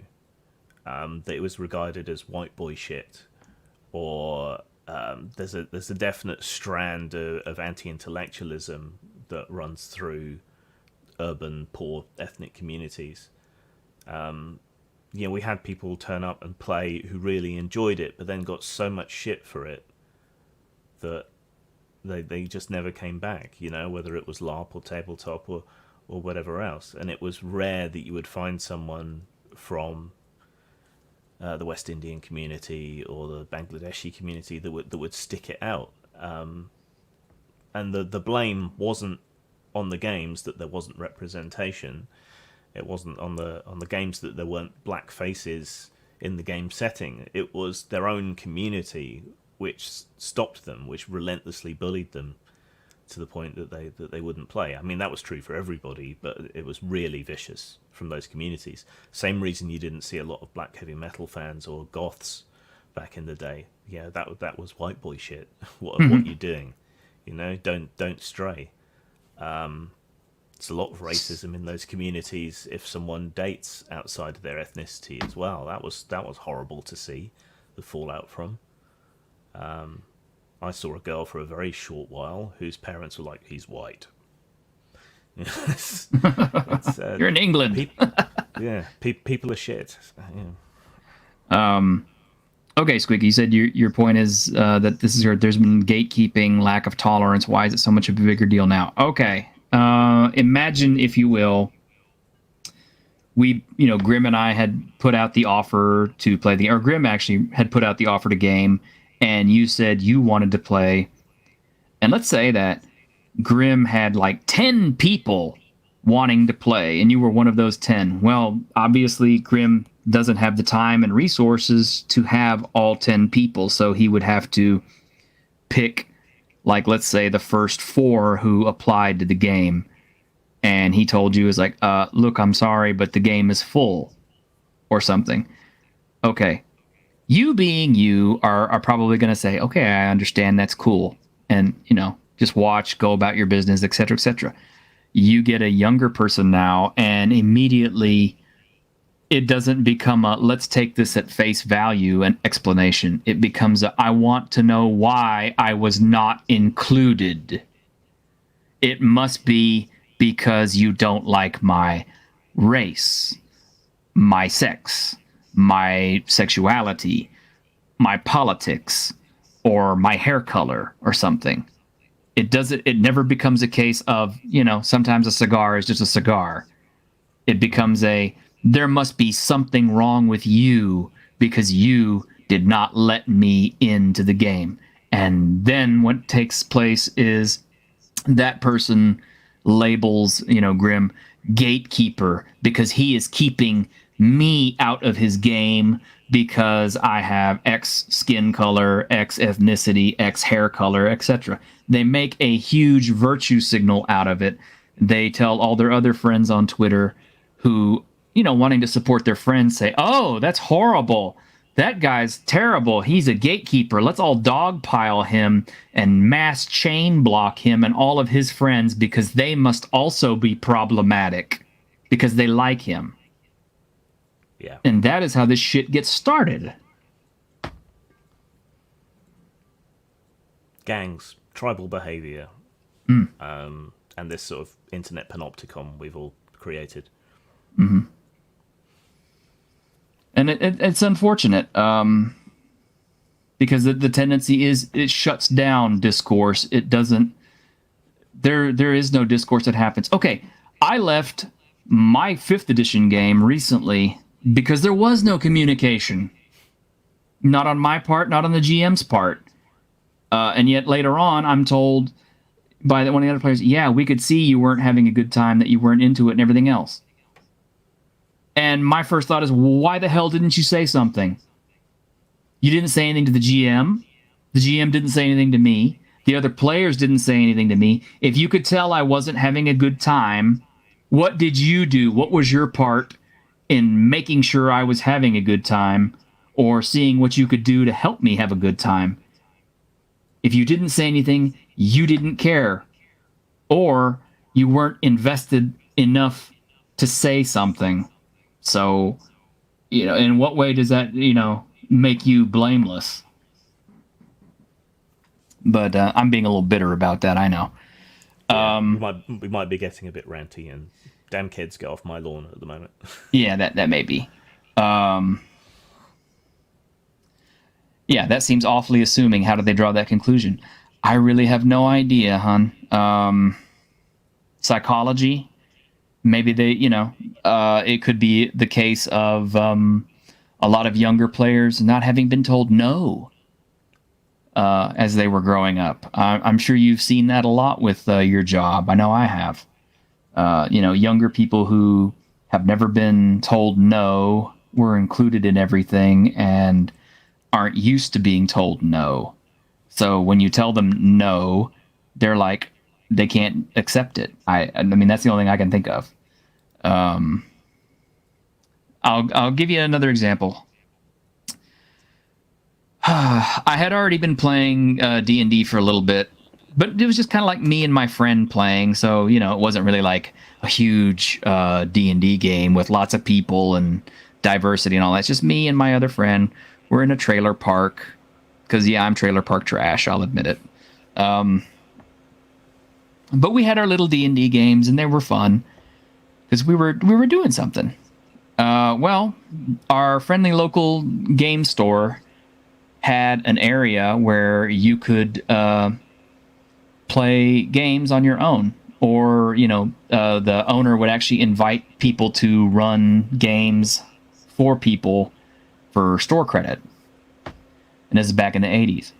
Well, my friend and I, we went to one of these sessions, and the guy tells us, okay, I'm basing this adventure on the Dragon Riders of Pern series by Anne McCaffrey. And I'm like, okay, I've never read this stuff, so I have no idea what it's about. He takes a look at my character that I brought. And this is a pretty high-level character because, I didn't know what to expect. It's not like we had challenge ratings and things back then. GMs just kind of took a look at your character sheet and would make assumptions based on everyone else's level. Like, okay, if you're a 5th level, you can probably run with 7th and 8th levels comfortably. Well, so I got my character that, I've kind of run up with my friend.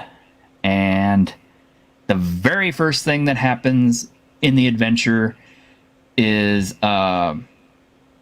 he has something which is called Threadfall, which I don't know what it is in the books. I've never read them. I still haven't read them. As a matter of fact, this particular event turned me off of ever wanting to read that series. And I'm not ashamed to admit it because, psychologically scarred me, I guess. But okay, he has something called Threadfall, where shit falls from the sky and it does massive amounts of damage. Well, my character tries to, do something, the GM says, okay, well, here's what you can do against the threads. You can, cast, big damaging AoE spells against the threads and try to clear out an area so that you don't get hit, or you can try to put up defensive spells, etc., etc. Well, I'm young, I'm stupid, so I throw a high-level AoE, area of effect spell. One of the other players thinks that the AoE is too big and will actually hurt the party, so they throw anti-magic shell over my character. Needless to say, my character's spell doesn't go off. All my defensive bonuses, everything shuts down. I get hit with thread, and my character kind of disintegrates into nothing. GM grins at me, takes my character sheet away, and rips it up in front of me. Yes, this actually happened. I'm not bullshitting you. I didn't make this up to shock anybody. This actually happened to me back in 1984. And that kind of crushed me. I never wanted to go play in a public game. I never wanted to, read Anne McCaffrey. Still don't. I was just totally convinced that, okay, people outside of my little group are all assholes. And it took a while before I actually ran into other people who played D&D and got to see more of what they did.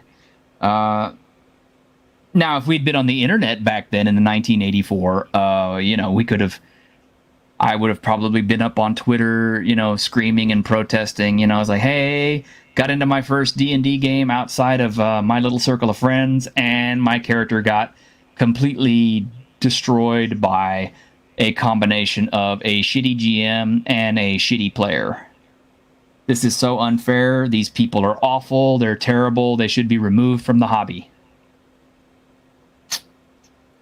There you go. That happened. But, yeah. No, I did not have... Actually, I did have a dragon, Kringe. I did have a dragon. The DM told me for some reason my dragon decided to wander off. I should have probably figured that was a warning sign, but being young, stupid, and really eager to play, I just dismissed it. Yeah. Well, we've all got these shitty experiences, but you don't have to choose to think that reflects on the whole community. Yeah, exactly.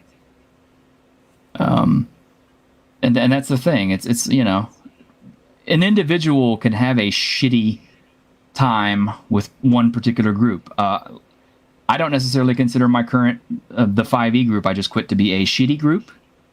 It's just that style of play that they were playing was just not for me, and that's okay. I mean, I understand everybody has a different style of play. Everybody enjoys different aspects of the game.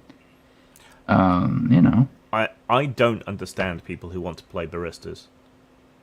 Yeah, well, or I could if it was something other than D&D, but D&D is not keyed to playing that kind of social game. Or if you were baristas who by night fought crime, I can see the appeal there. But I fundamentally don't understand what these people do in their games. If they're not fighting monsters, because that's problematic. If they're not raiding dungeons, because that's problematic. If they're not doing any of the typical things that you associate with high adventure, what do they do in their games? Just go to prom every game? I genuinely don't understand. Yeah, I don't know. Like I said, I think the current trend, for Wizards of the Coast is a lifestyle brand. I think the other companies have seen the writing on the wall. They're looking at Wizards of the Coast and going, they're successful because they tried to turn their game system into a lifestyle brand. So we should probably do the same thing. So now you got Dungeons and Dragons nerds. You got Dungeons and Dragons crocs. And I mean, the CEO, I think his name is Chris Cox. And no, I'm not making that name up. That's his actual name. He was the former CEO of Wizards of the Coast. Now he's the CEO of Hasbro. He originally used the phrase that he wanted D&D to become a lifestyle brand like Harley Davidson, where, you don't necessarily have to ride a bike, but you'll wear Harley Davidson t-shirts because they're fucking cool, or wear Harley Davidson boots because they're fucking cool. And I've fallen into that trap before. I mean, I bought a pair of boots that were endorsed by the company Caterpillar, which, makes those big, heavy earth-moving trucks. Just because I thought, ooh, Caterpillar, they got to be awesome.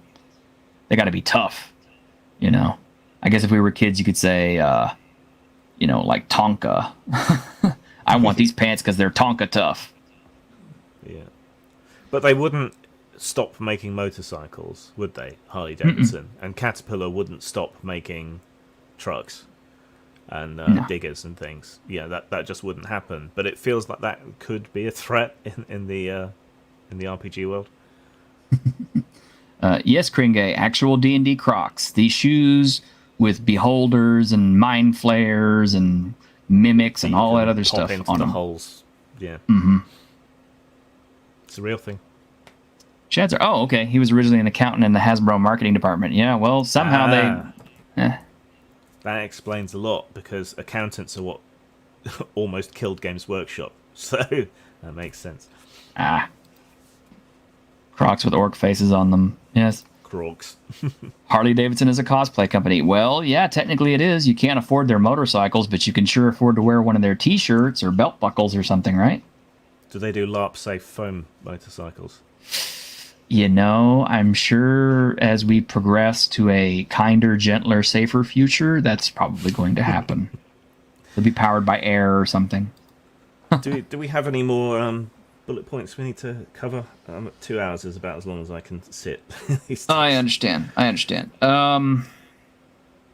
Well, all I'm going to say to kind of further any of this is these combinations of factors have grown a rift between generations of gamers. You know, we got all of us old grognards, usually most of us in the Gen X. Some of us some of the old boomers are still alive, still playing, still writing for TTRPG publications. But you're pretty much, I'm not going to say all of your millennials, but most of your millennials and Gen Z players, there is a rift growing right there in the middle between the two because of these changes, because, you know, the one side is being pushed out of the game because of attitudes of the new style being catered to and consistently pushing them out of the game. And I know it would be really easy to just say, well, you grognards need to adapt or die. In which case, my response is, without us, you wouldn't have shit to play. We made your game. How dare you push us out of it? We don't deserve that. Things will swing back again eventually, I'm sure. And there is definitely a niche market for more difficult, more traditional, more edgy games. There's a niche there that needs to be served. So I think we'll survive. It's just really irritating. Mm-hmm. And it's also worth mentioning too that there are elements, there are there are publishers who actively are exploiting this generational gap. Not going to name names. I already named one with Evil Hat Productions. But there are others who are exploiting this gap. They're actively kind of pouring salt into the wound, pointing at the other side, saying, look, these problematic people don't want you to play the game anymore. Buy our stuff instead because we love you. Yeah. And the popular phrase nowadays is, don't buy stuff from people who hate you. And I've been accused of using it myself. And unfortunately, I think that's turned away a lot. That is turning away a lot of us older players. I mean, how many of you guys out there in the audience are going to buy the multi-dimensional monster manual, whatever the hell it is, with the 30 new classes? I think. Yeah, Multiverse of Monsters. How many of you guys are going to go buy that? How many of you are going to go buy the new rules expansion set with the 3 books? Are you guys just piling up and throwing in pre-orders to buy this shit, or are you so disgusted with the shit that you just don't want to go near it? It's okay, you guys can answer in the chat. And equally, on the other side, you've got people exploiting things the other way. I mean, we already mentioned Lanassa. He's definitely pushing that sort of opposite side of the culture war angle. I think Pundit does to an extent. Never sure how much of what he says is what he really thinks or not. And then there's others of us caught in the middle, I guess. It's which isn't an easy place to be. I will be buying Multiverse of Monsters, partly just to rip the piss out of it in reviews, probably. I may be able to extract something useful from it. Yeah, maybe so. I don't currently have any other 5th edition games going. I might get into one later, but my opinion is just to wait. If I do pick up another 5th edition game and want to start playing it, and I think there's something useful in Multiverse of Madness or whatever. See, I can't even be bothered to remember what the fuck it's called. That is how little I care about it. But if I find something useful in it, yeah, I'll pick it up so I can, take the useful things out of it and discard the rest. But otherwise, I don't really see a point in putting any more money into Wizards of the Coast, unless they do something to alter, either the way that they're coming at their customer base, or do something to reduce the friction and the tensions and the rift that is growing bigger and bigger and bigger. I don't care that they want to do a lifestyle thing. That's fine. I get it. They want to make money. That's, I understand that they want to make it more marketable towards more sets of people. That is also understandable. But, kind of like with comics, film, and everything else that's coming out these days, you don't make more money by fucking over the people who helped you grow your brand to begin with. You don't discard us just because, we are suddenly not your target market. Yeah. You want to broaden your market, which means opening it up to more people without sacrificing your existing hardcore, right? And it feels like there's a very short-termist sort of way of looking at things going on, and a willingness to discard the core, which is likely always going to be there, Mm-hmm. If they don't get thrown out. Yeah, if they don't get thrown out. And let's hope not. And, oh, hey, thank you, Zoth.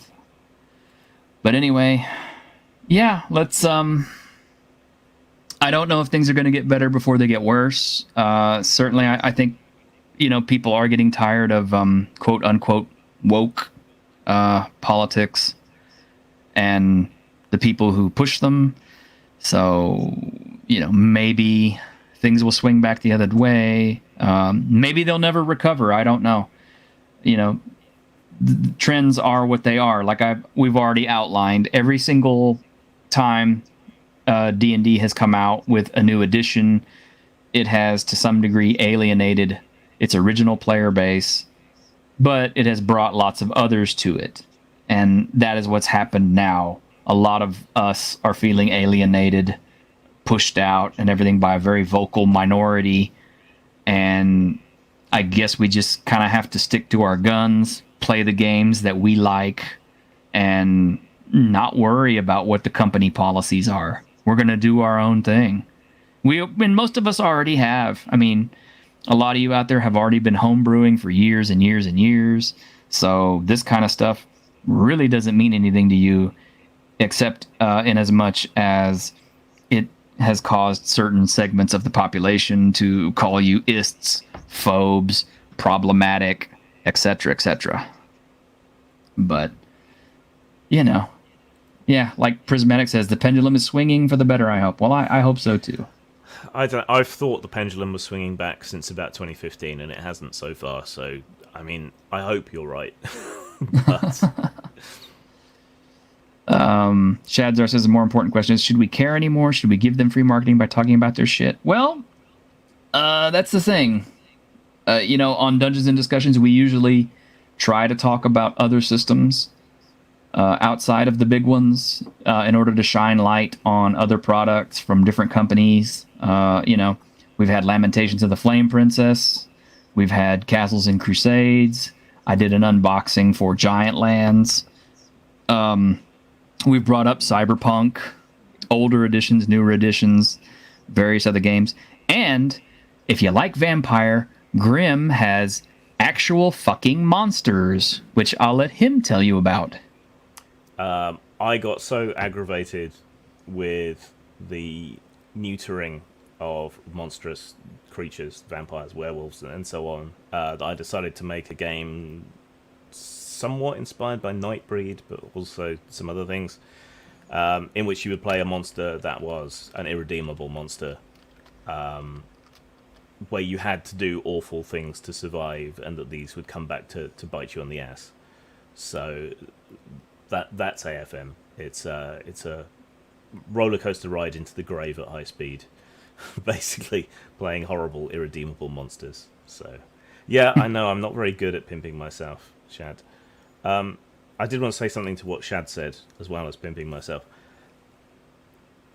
like it or not, D&D has the biggest audience, and when you do videos about D&D stuff, you get more hits, you get more views, you get more eyeballs on what you're doing. By criticizing the sort of new D&D stuff, you can use that as a springboard to recommend other ways of playing, other products, third-party products, different RPGs that might cater better to people. I think I made a comment recently on one of Garabay's videos where he was talking about Strixhaven. Like everyone's talking about it. So I basically said, yeah, because it's shit, and that is a good way to get people to look at other things. That's the way I look at it. It's an opportunity to showcase things. Mind you, I'm not very commercially minded. Am I going to do a 5e book ever again going forward? There will be more Erotech Gazetteers, which will be 5e. I will probably do more stuff for Grimdark, but I don't know. I mean, I will review other 5e books because I buy them for the Tabletopless game. But yeah. And yes, Shads, my website is post-mort.com. Buy my shit. There you go. This broadcast has been brought to you by postmort.com. I feel the spirit of Fat Steven moving through me. There you go. Crisco Core forever. Yes. He's a good dude. All right. He's a good dude. We always have good dudes on here, and I hope we're going to have more in the future. But for now, guys, yeah, Grim's back is hurting. I need to take care of my puppy and... Puppy.